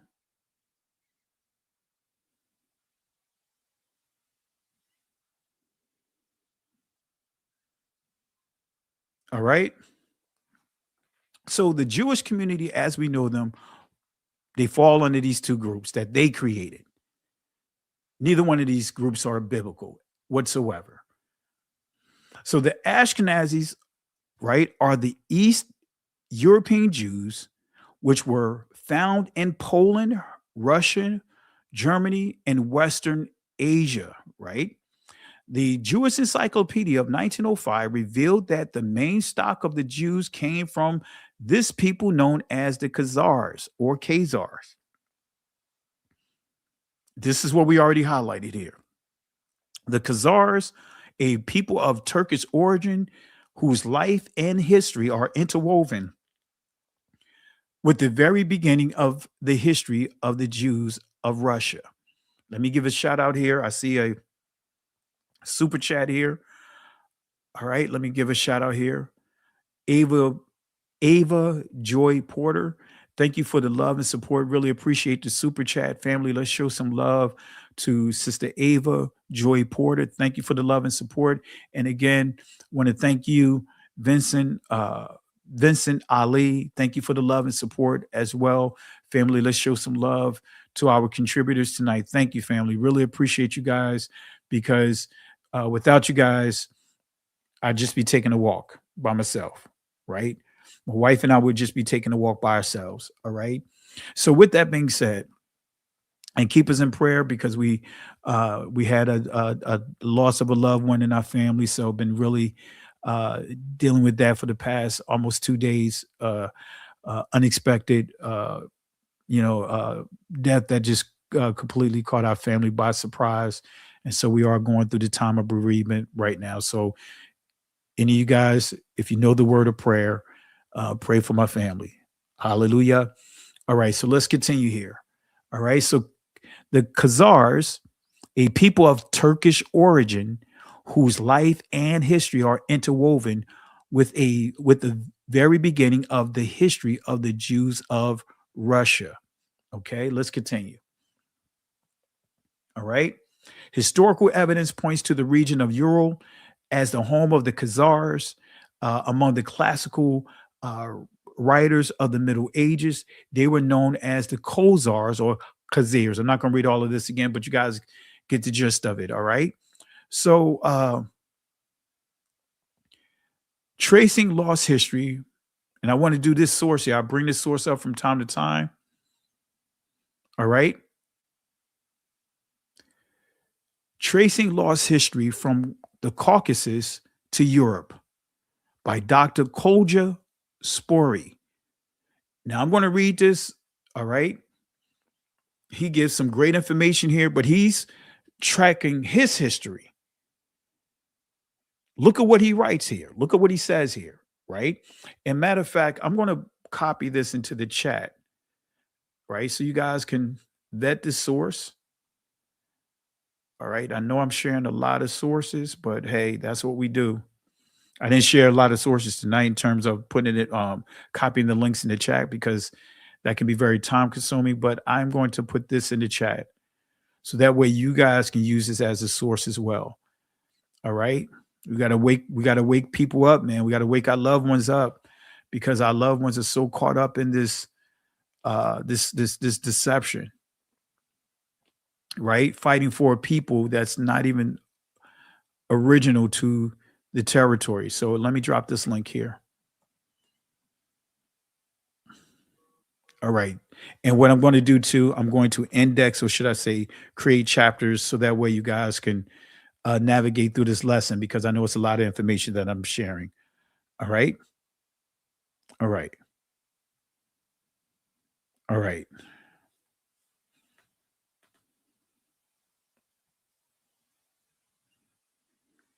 All right. So we got some trolls here. So let's knock all that stuff down. Moderators, if you see anyone acting crazy, you guys know what to do. Okay. So let's continue. To the origins of Europeans and Jews. According to scientists, right, large parts of the so-called European or Caucasian civilizations, including the Indo-European languages, this is where you get the acronym Proto-Indo-European languages, PI, right? Including the Indo-European languages, originally come from the area between the Caucasus and the Volga. What's going on with my thing here? All right, bear with me 1 second, family. My StreamYard acting up. Okay. All right. So when it says the Volga is referring to the Caspian and Pontic steppe. Ashkenazi Jewry, derived from the ancient Khazars or Khazars, can also be traced back to that same area. I embarked on an overland trip from the Caspian Sea and the Caucasus to Central Europe, following in the footstep of our ancestors, you're referring to as people, of course, to learn more about our history on a road trip from east to west. All right. So the migration of these people, as I'm going to share in this source, the migration of these people, the Khazars, is described as the characteristics of a serpent. And when you start understanding the prophecies, I believe it's Revelation chapter 13, when it talks about the serpent, right, coming out of the water and giving this beast its power. The serpent. What group of people, according to the scripture, that lives near the water? We see the Isle of who? The other nations, because Gentile is the word of confusion. The proper translation should be the Isle of the nations.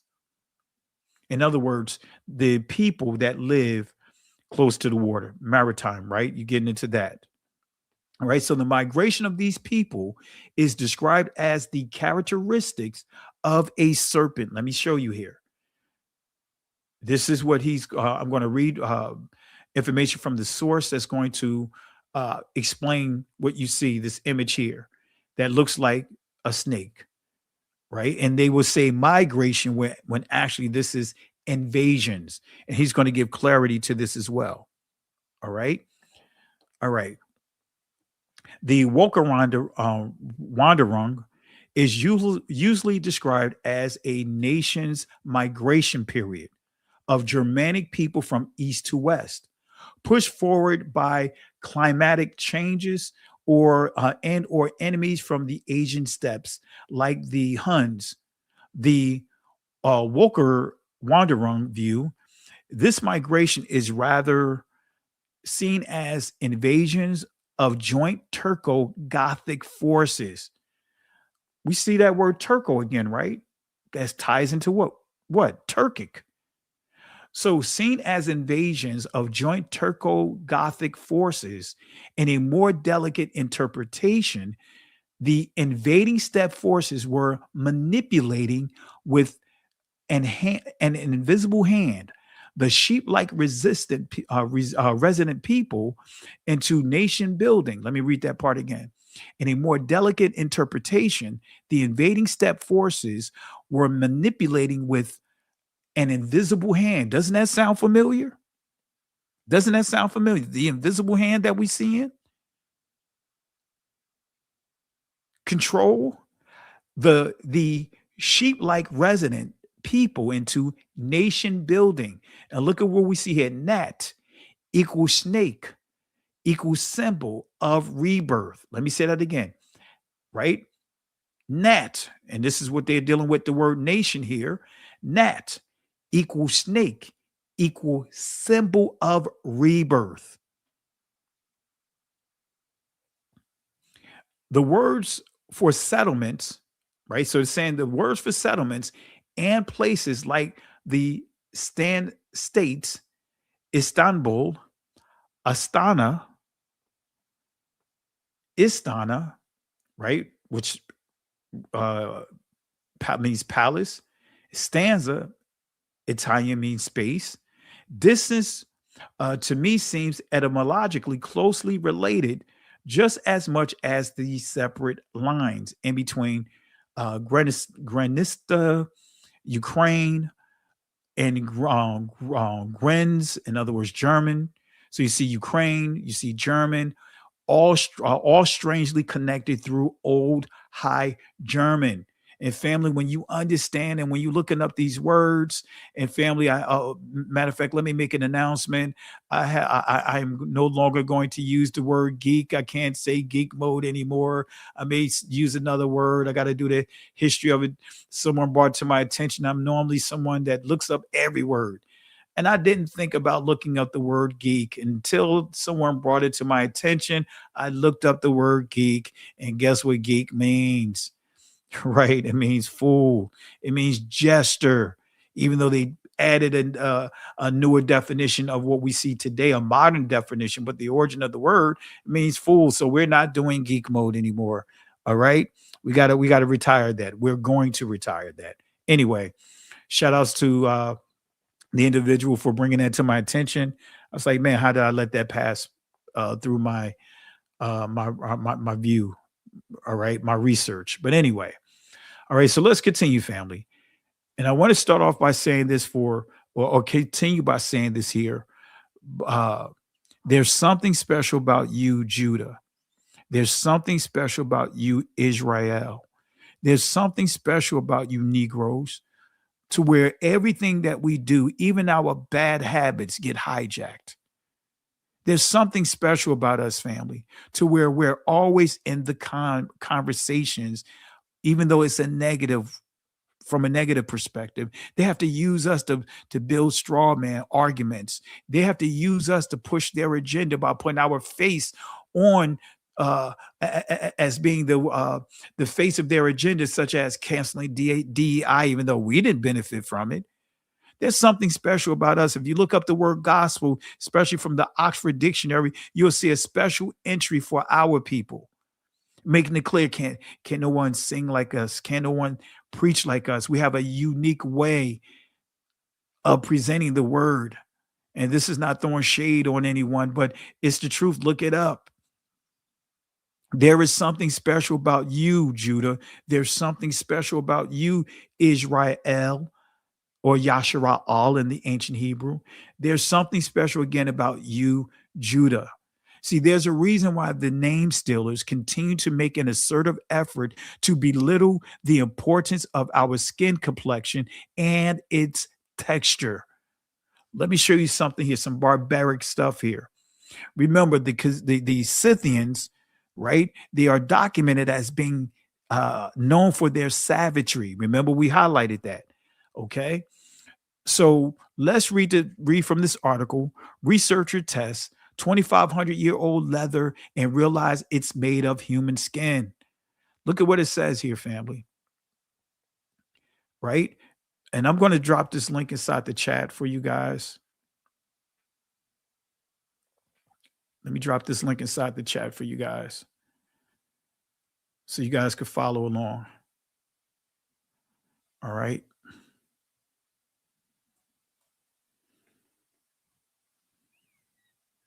Let me drop this in the chat.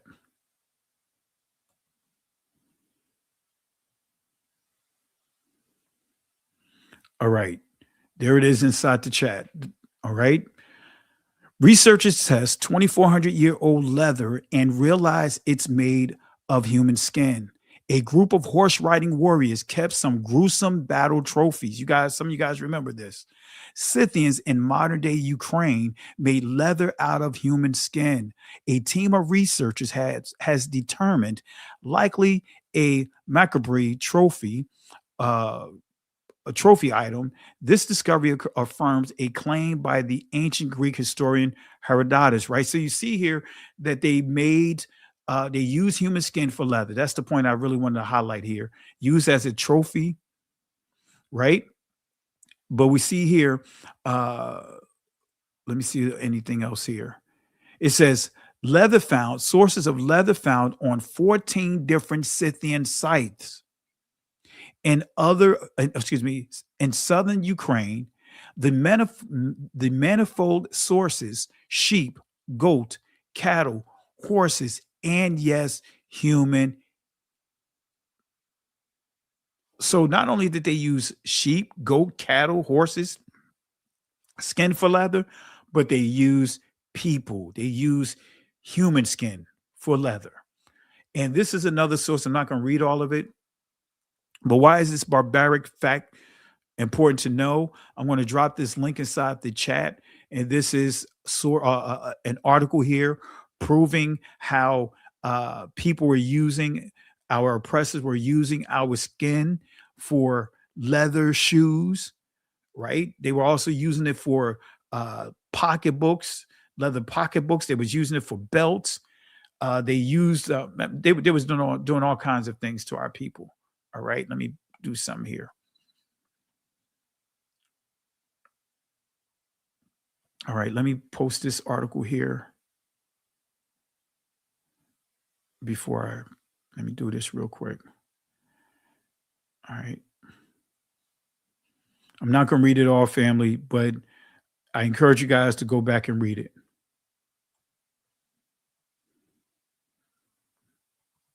His family, they're not going to tell you that's right. When Nat Turner, they ate part of him, because that's what was happening to many of our ancestors. Cannibalism, they were subjected to cannibalism.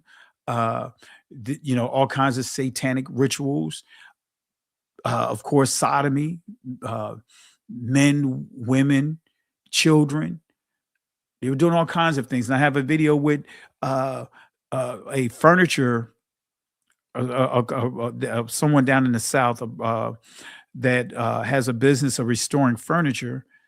And one of the chairs that was brought in, the pillow had human hair, had our people hair in it. It was an old chair.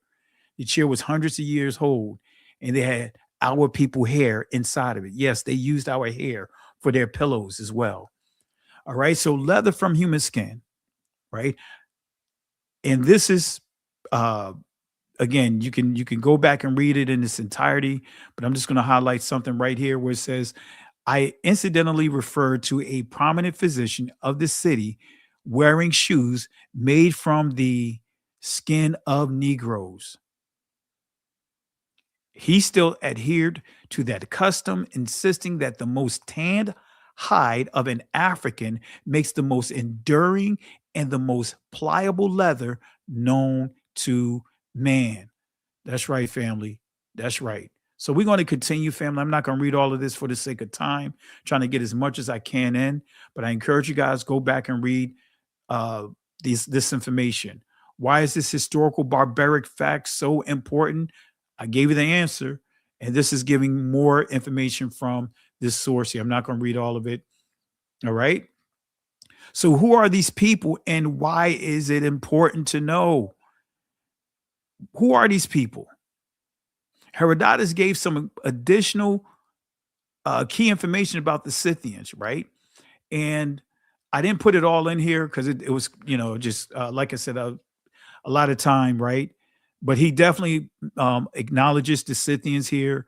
I didn't put all of this inside this particular presentation, but he talks about their behavior as far as their being very barbaric. He talks about how they were as far as the invasions and things along that line. All right. But he does, again, the key is that there's a historical record about these people. All right. And he also connection with the Cimmerians, right? Scyths was formerly the country of the Cimmerians. And who are the Cimmerians? Well, look at this here. Gomer, the name of a son of Japheth and of his descendants. But look at the key here. The progenitor of the early Cimmerians and other branches of the Celtic family. This is where you get the word church from. Okay, so the connection between the Khazars and the Edomites is built primarily through layered interpretation rather than direct historical evidence. I want to bring that point out. The best historical evidence, therefore, shows that the bloodline Israelites are not descended directly. Wait a minute. This is I forgot to rewrite this here. Because when you're writing this stuff out, the best historical evidence, therefore, shows that the bloodline Israelites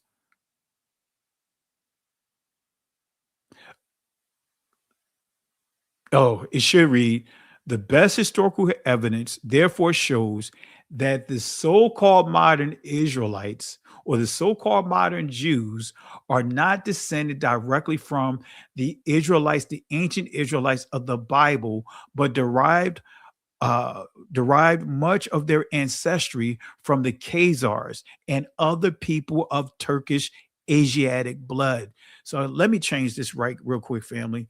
Let me update this slide. Like I said, the slide is pretty large and I forgot to update it here. Let me fix this sentence. All right.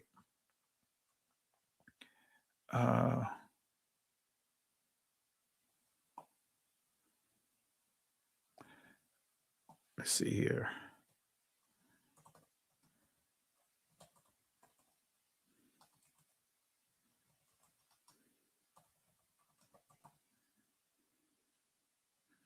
There we go.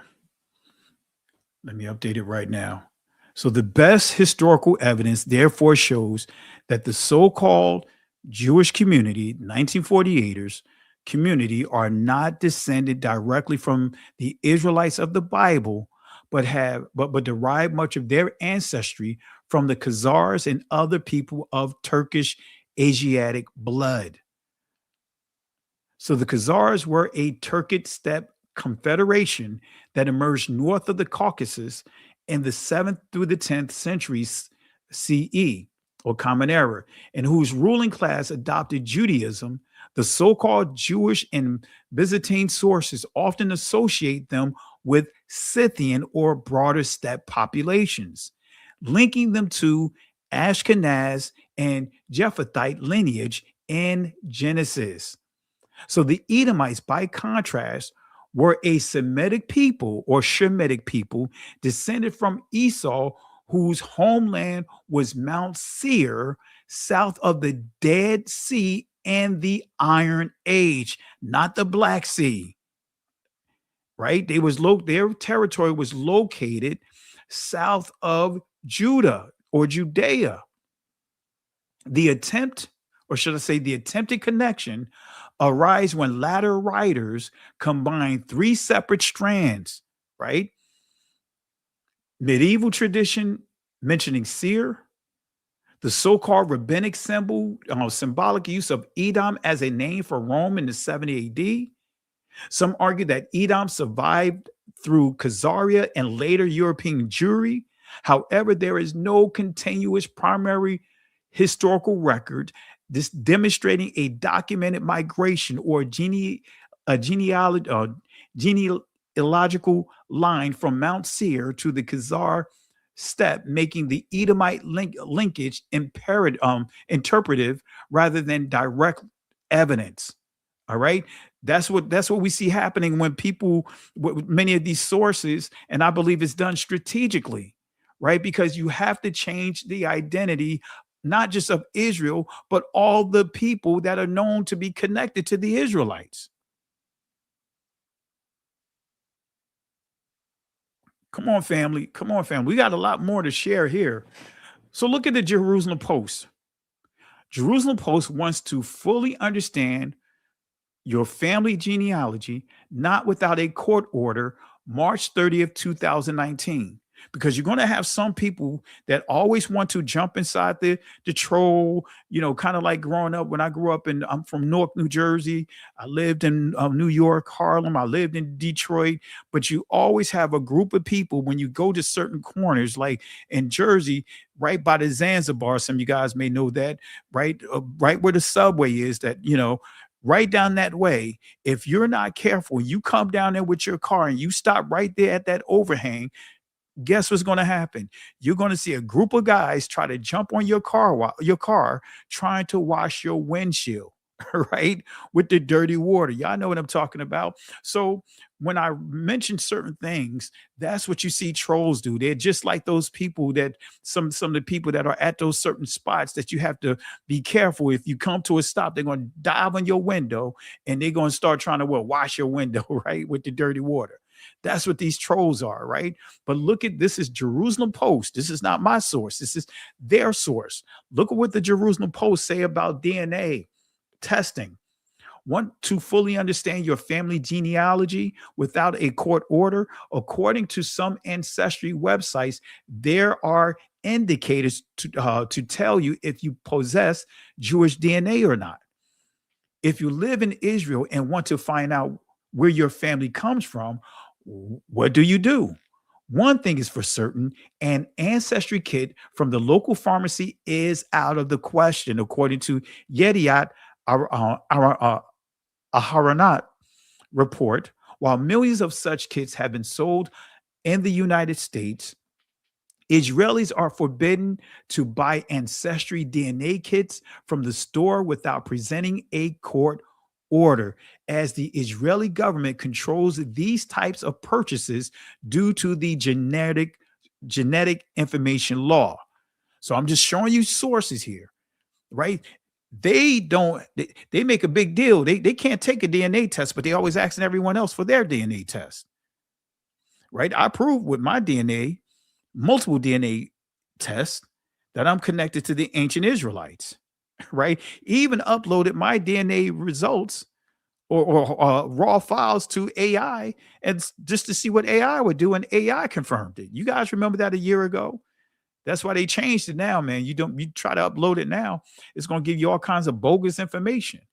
But I still have the video still up on the channel. Moderators, if one of you guys can look through the video uploads, there's a video that I shrunk down that shows that what AI said about my DNA raw results. If you guys can post that inside the chat, that'd be great.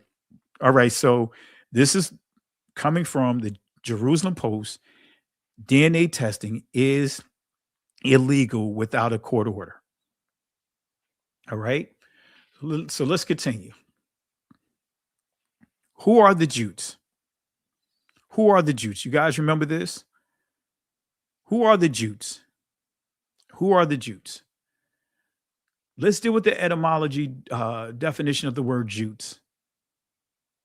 Looking at the time here. All right. Jutes, one of the ancient Germanic inhabitants of Jutland, the peninsula between modern Germany and Denmark, who with the Angles and the Saxons invaded Britain in the 5th century. Traditionally, they were said to have settled in Kent and Hampshire. The name is related to Old Norse Iatar, related to Jutish. So you see, this is another what? Invasion, right? You see here, who with the Angles and Saxons invaded Britain. So we see that the Jutes, wait a minute, there's an invasion going on with these guys. But why is this important? Jutes and Jutish. Is there a coincidence that the Jute and Jutish, let me say that again, the Jutes and Jutish sounds like Jew and Jewish? Let me say that again, family. Is there a coincidence that the Jutes and Jutish sounds like Jew and Jewish? Is there a coincidence about that? Who are the Jutes? Antiquity of the Jot race. This is a great source right here. But look at what it says about the Jutes. This fact is farther, and this is highlighting some information that is questioning about a source that it is. We'll get to that, and I'll show you here. I'm not going to read it all, but it says here, this fact is further proved by their unparalleled bravery, because Jutes were the first conquerors of Britain. You didn't hear about that one in school, did you? Even when later on Saxons invaded the shore of Southampton water, they could not succeed without reinforcement of a body of Jutes. Doesn't that sound familiar with the Khazars or Khazars providing bodies, soldiers to overtake the Moors? Do you guys remember that? Do you guys follow? Are you guys familiar with what they call the Dark Ages? Notice how they got to call it the Dark Ages, right? That Dark Ages is the time that the Moors ruled that whole area, ruled Spain. So the Khazars sent soldiers there to help assist conquering them. But anyway, look at this here. They could not succeed without reinforcement of a body of Jutes who formed settlements of their own in the Isle of Wight and on the mainland. The historical material of those times is so meager that some historians confuse Saxons with Jutes as belonging to the same race. Although not only the race was different, right, but even the territory where they lived was quite separate. Jutes were Scythian Jots. Wait a minute. We see Jutes and we see that word Scythian again. Jutes were Scythian Jots, while Angles and Saxons belonged to Teutonic races. Race. So Jutes are Scythian Jots. Are the Jutes really Scythians? Yeah. Look at what it says here. And it's making a reference to what we touched on earlier, dealing with Edomiah, right? How this source, H.G. Wells, The Outline of History, how it used the word Jew deceptively, creating more problems. But we're not going to get into that. We already covered it. But this source is further addressing some of the things that's written in the source. So the Danes, Vikings, or Normans, right? H.G. Wells in The Outline of History in chapter 32, section 4 says that there were very small racial and social differences between Angles, Saxon, Jutes, Dane, or Norman, as mentioned at number 4 above. He has confused Angles and Saxons to belonging to Teutonic race with Jutes, Danes, and Normans who belong to Scythian race. The fact that they were allies in their raids upon Britain is not enough for their racial confusion. Vikings were called Northmen, right? Because they lived in the north, while Angles and Saxons lived in the south. Northmen ultimately were abbreviated into Normans. So are the Jutes, who are Scythian Jots, connected to the Vikings? Is that what this source is saying? Well, let's read it. Let's see. In 912, an expedition of these Normans under Rolf the Ganger established itself upon the coast of France in the region that was known henceforth as Normandy, right, or Normandy. There was a fresh conquest of England by the Danes and the Norman Duke of Normans became king of England.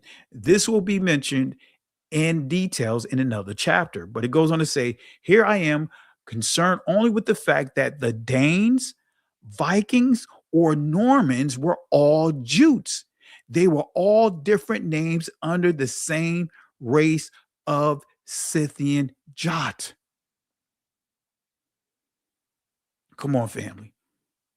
You see how all of this ties in together? We've been dealing with the Scythians in different parts of the seeds of Japheth. So now we see the Vikings, and we know what the Vikings are known for. Raids, invasions.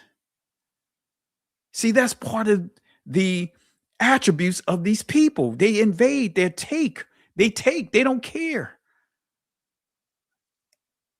Barbaric, right? That's what we saw the notations of the attributes of these people. All right, let's continue. Let's continue. Right? The Chinese called them Yuchi. Look at here. These Yuchi, let's go back here so you guys can see here. Yuchi, the word, this is a word by which Chinese knew the Jots. All right, so we see Yuchi. What does that sound like? Doesn't that sound like Jutes? Doesn't that sound like Jew? Juchi? Jewish? So the Chinese refer to them as Yuchi. So Chinese called them again Yuchi.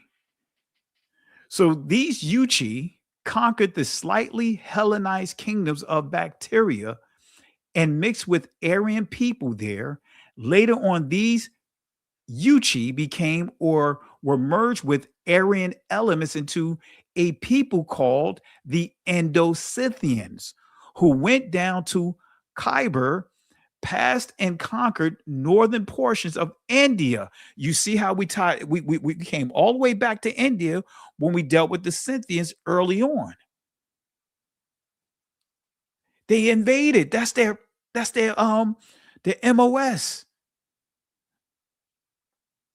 That's what they get down with. The invasion. That's all they do. Invasions. All right, family. Look at here. Wiping out the last vestiges of Hellenic rule in India.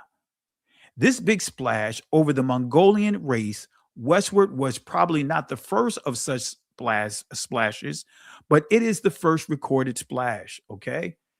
So you see how we tied all of this together? And family, we dealt with the son of perdition. I taught that over the weekend. I really don't want to go back into that because that's a lot of information, you know, or if need be, if I do teach this again, then I have to save this for part 2, right? But I'll just ask these questions. We got a little more time. We covered a lot of ground in these 2 hours, so we'll cover some more ground here. Still dealing with Esau. We got to pinpoint Esau. We're searching for Esau, right? So who is the son of perdition? Is it the same as the Antichrist? Is Daniel 7 prophesying coming of the coming of the son of perdition or the Antichrist? Right? And I want to make this clear, family. I keep it simple, right? John makes it clear that the Antichrist are those that are coming from within the Israelites, those that are coming from within that decided to walk away. Daniel dealing with something completely different. When we deal with the son of perdition, right? Apostle Paul mentions the son of perdition in 2 Thessalonians chapter 2, verse 3 and 4. Right. And if you go to Genesis chapter 9, verse 24 through verse 27, you'll get clarity on the son of perdition and who the son of perdition is. All right. But anyway, look at how this reads. I'll just read this real quick. And the 10 horns out of this kingdom are 10 kings that shall arise, and another shall rise after them. And he shall be diverse, Shana or Shanaah, from the first, and he shall subdue the 3 kings. So it said that this beast, this 4th beast, family, I talk about it a lot, but I'm going to be talking about it even more because of what we see going on around us, so that way you guys can properly discern what's happening, right? Diverse. What does diverse mean? Shana, right? Or Shanaah, right? Because we pronounce the alap. The alap in the Israeli is called aleph. It's not silent in ancient Hebrew. Right? So in ancient Hebrew, each letter would be pronounced. So it'd be Shana, not Shana, right? Anyway, so Shana'ah means to alter, change, right? And we also can add the word manipulate. All right, manipulate. So the etymological dictionary definition of diverse, let's see what it means. It says here, right? And it says different in kind, not alike, essentially different. We see diverse. We see diverse as far as Latin, turned different ways. We see here in Middle English, it also could mean disagreeable, unkind, hostile, right? But this is what really gets me right here. This is key right here. The sense of including and promoting persons of previously underrepresented minority identities is from 1990s in terms of this entry. So who is this beast? Who is this beast that will operate under the spirit of altering, changing, and manipulating? Who is this beast that will operate under the spirit of altering, changing, which includes promoting persons of previously underrepresented minority identities? Who is this beast? Well, let's go to verse 24 of the same chapter. It gives us clarity, right? Let's go back here. The 10 horns, right? And when you think about the 10 horns, think about the 10 sephira.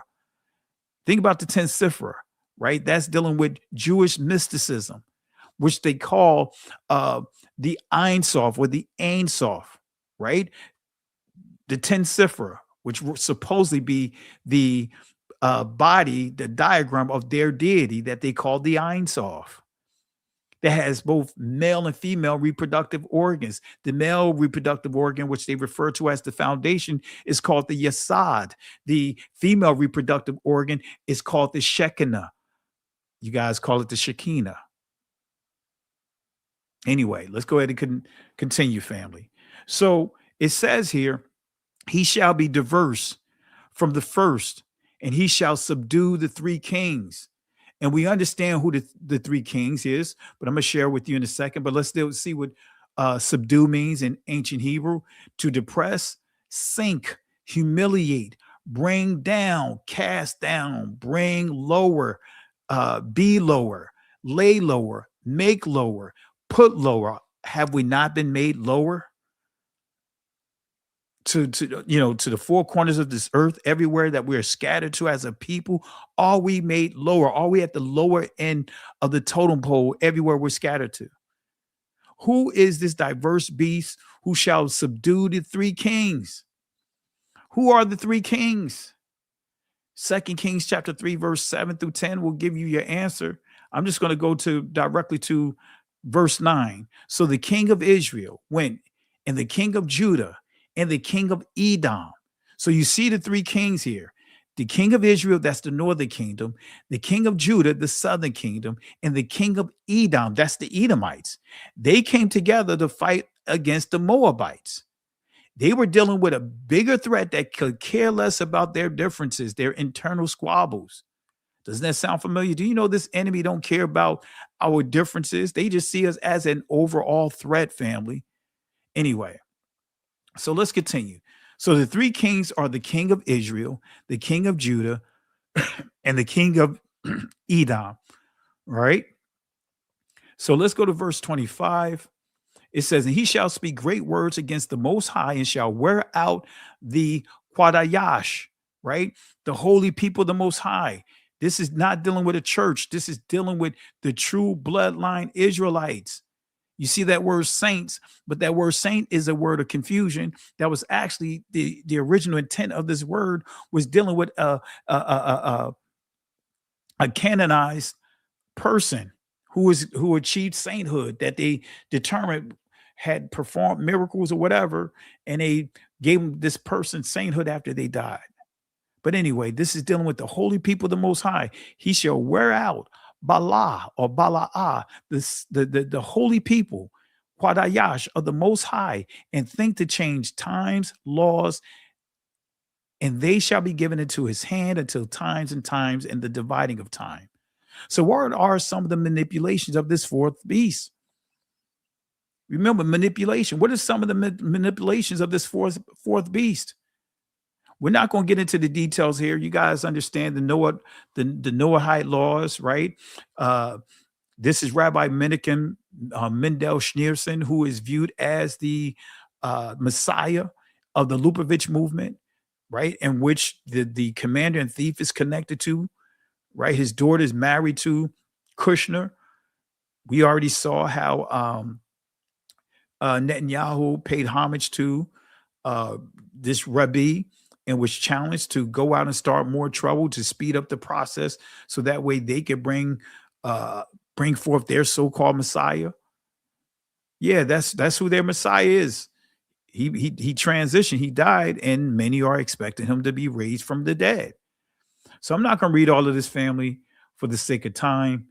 But this is the bill right here, Joint Resolution 104. This is Education Day, and they added him here. Now I'll just read this part right here. The dawn of civilization, when they were known as the 7 Noahide laws. And look at here, you're going to see his name here.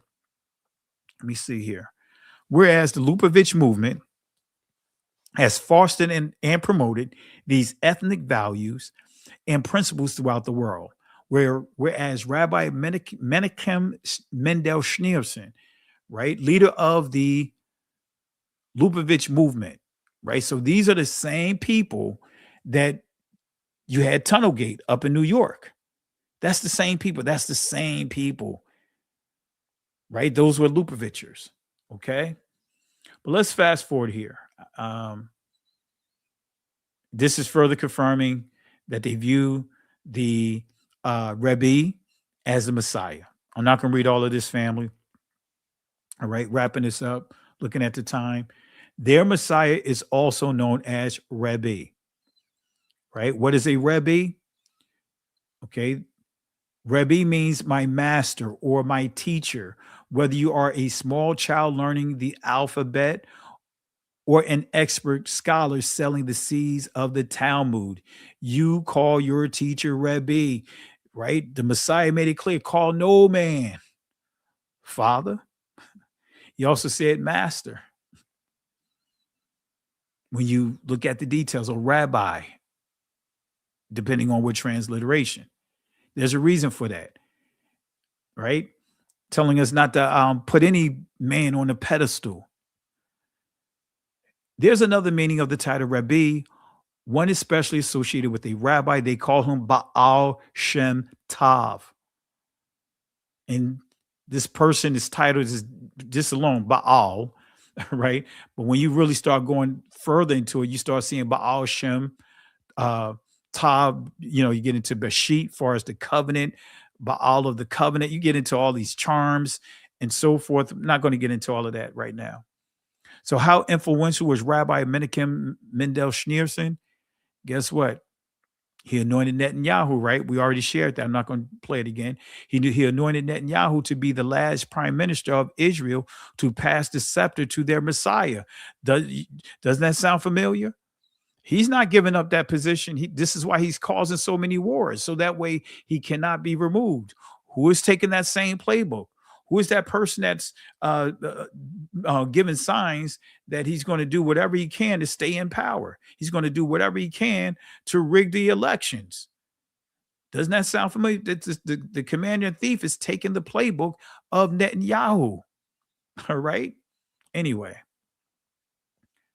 who is Netanyahu? You guys already know this, right? But it says he shall speak great words against the Most High. Great words, basically dealing with confusion, right? Discourse. Malah, the key word discourse. When we look at discourse, I know I'm kind of speeding this up a little bit. Discourse, you see conversation. To run about, run to and fro. This is trolling, right? We're told Hasatan goes to and fro, seeking whom he can devour. When you look up the definition of a troll, you'll see this there. A troll goes to and fro. Trolling. Spreading discourse. Wear out, right? Wear out. Bala means to fail, to wear out, decay, consume, use up completely. In other words, this beast will create through manipulation, will create so much discourse through media, right? That many will become worn out. In other words, be good for nothing and give up. Doesn't that sound familiar? A lot of people say, hey, I give up.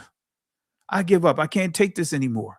And checking out of everything. Why? Because many of us are tired of being the butt end of the joke. Using us for votes, but at the same time, using us to, in a negative way, to push their agendas. Excuse me. Wrapping this up, my throat is really dry here. So who is the son of perdition? Right? Who is the son of perdition? So Israelites have been ridiculed for referring to or referencing Revelation chapter 2, verse 9, Revelation 3 and 9, to Khazarian imposters who have hijacked the true Israelite identity. Remember that, guys? We could just go as far as 3 to 5 years ago, right? People were mocking us for saying that these people are imposters, these 1948ers. They are nothing more than Revelation 2 and 9, Revelation 3 and 9. And now you see what? More and more people are now using that scripture of reference to expose the 1948ers, right? This was the quote or comments, right? This quote right here, this exchange right here echoed through social media. It went viral. It was so viral that even the video that I did, that the original debate got over, I think if I remember correctly, got over 200, close to 300,000 views. That's how viral this quote man, it was like a napalm bomb. Y'all remember this quote right here? Here's what I would like to say to you, Rabbi, since you're quoting scripture, okay? The one that's relevant to me is woe unto them that call evil good and good evil, that put darkness for light and light for darkness. And if you'd like to dive into a little more scripture, I think what's relevant is Revelation 3:9. Behold, I will make them of the synagogue of Satan, which say they are Jews and are not, but do lie. And I'm speaking directly to you, Rabbi Shmuley. Revelation 3:9. Behold, I will make them of the synagogue of Satan, which say they are Jews and are not, but do lie. Revelation 3:9. Behold, I will make them of the synagogue of Satan, which say they are Jews and are not, but do lie. And I'm speaking. All right. So you heard that, right? That's Candace Owens. But she's not the only one. Let me show you some evangelical pastors. You guys saw some of the clip earlier. Let me show you again. So when he's saying he's coming to redeem, while he would say, redeem Israel, O God, out of all their troubles. First thing they need to be redeemed at, more dangerous than Hamas, more dangerous than Muslim neighbors, are internal, these, and there's another biblical name, these who say they are Jews and are not. I was going to ask you about that. In Revelation 3:8, I think, I was going to ask you that question. Does that refer to this time, or can it refer to this time? It can. It's Revelation 3:9. Indeed, I will make those of the synagogue of Satan who say they are Jews and are not, but lie. Yeah. And there's a different application for it, but we understand this is really there's a practical storyline I've shared before on a program maybe a year ago, I don't know, about the Khazarian mafia and the Khazarian Jews, and I'll just say the briefest understanding of it and how this applies to them, because now, family, 3 to 5 years ago, you would not have heard any of these guys teaching that. They would have said that the Hebrew Israelites, of course, they created the term, a straw man label, Black Hebrew Israelites, because none of us refer to ourselves as that. We call ourselves Israelites or Hebrew Israelites. But notice how they are now sounding like they are a part of their community. None of you guys never even thought that you would see Candace Owens taking down rabbis. She's like the rabbi slayer, so to speak. She took down multiple rabbis. She's been giving Piers Morgan the business all over who? What group of people? You never thought that you would hear her say this. I don't have all her videos up, but just this one clip right here. Stop telling people you're chosen. You are not chosen to do ish except within the synagogue of Satan. Oh, come on now. You guys never thought 3 to 5 years ago, you never thought that you would see her taking the position that she's taking. Oh, anyway, let's continue here, family. We got a little bit, we'll go another few minutes and then we'll pack it up and we'll save the rest for part 2. So Israelites have been ridiculed for referencing Revelation 2:9, 3:9 to Khazarian imposters who have hijacked the true Israelite identity, right? We've been screaming that. We've been exposing that, right? So this is the Times of Israel leak reports. You know what? This is what I'm going to do, family, because this is getting into a whole list of sources. Let's save this for part 2. Let's save this for part 2 because this is a lot to cover. And I know I just don't have the time to go through it, and I don't want to rush through it.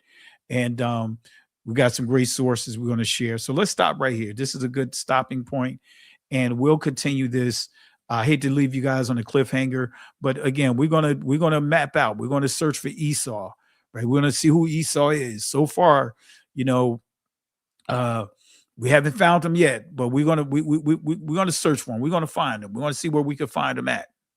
All right. So we're going to take a pause right here. With that being said, family, I really appreciate the love and support. Appreciate you guys for jumping on this live. I know it's a last minute live. And I know last night with the live, I because of all the driving I did, I was kind of, miscombobulated a little bit. Wasn't as responsive as I would normally be because of driving down to Atlanta to attend to a family emergency down there. And then, from Virginia, it's like an 8-hour drive, right? So I drove down there, got down there, and within 6 hours, got a family emergency back up here. So I had to literally get back on the road and come back up here. And then I was like, okay, let me go ahead and just at least do a live, just to at least keep the traction and keep the teachings out there for you guys. And then, I was just out of it. I was just out of it. But nevertheless, with that being said, family, I really appreciate the love and support. I pinned up in the channel, in the chat, the Cash App. That is my new Cash App. It is $ Richardson PK. Feel free if you if you want to contribute to what we're doing, because it does take resources to do what we're doing, but really appreciate it. And lastly, if you have not subscribed to the channel, subscribe to the channel. YouTube is doing a number of things here. They've since the creation of this channel, they have deleted over 25,000 subscribers. So you see where we are right now. We're about 110, a little more than 110,000 subscribers. Just think about the 25,000 subscribers that they removed. So we would be easily sitting at 140,000 subscribers. But in spite of all the suppression, we continue to grow. We continue to prove that Exodus chapter 1 is real. The more the Egyptians suppressed or oppressed the Israelites, they grew. And every time we face every challenge or the shadow bans, the blockings and all that stuff, guess what? Every time they've done that, they caused the channel to grow in the midst of it. So really appreciate the love and support from you guys. And I just saw another super chat come up here. Let me read it real quick. Septuagint Maccabees, thank you so much. And the supplication that you read at the end always raises me up. Really appreciate you. And thank you for the love and support. Septuagint, thank you for the love and support. Really appreciate you. Thank you again. And family, with that being said, before I close out, I want to say this too. If you are subscribed to the channel, double click to make sure that you are still subscribed to the channel. All right, just double click that notification bell, and then on your way out, just go into the comment section, just post a comment there. And I think they have a new hype feature that once this video concludes, that you could go to the hype feature and you can hype the video up, and that will actually help us with the algorithms. Hallelujah. That will help us with the algorithms. And I want to say thank you again, Septuagint Maccabees, contribution to funeral costs, rest in power. Thank you for the love and support. Really appreciate it. Hallelujah. Really appreciate it. Hallelujah. Thank the Most High. So with that being said, family, in the words of Yahweh, the words that he gave Moses in Exodus chapter 14, verse 13 and 14, when it seemed as if Israel was facing a dead end and the Egyptians were gaining on them, the Most High gave Moses these encouraging words to give to the Israelites who were complaining. They were fearing for their life, right? They were ready to go back to Egypt, right? Return to Egypt, return to bondage. But they were given these encouraging words by the Most High through Moses. Fear ye not, stand still. And this is Exodus chapter 14, verse 13 to 14.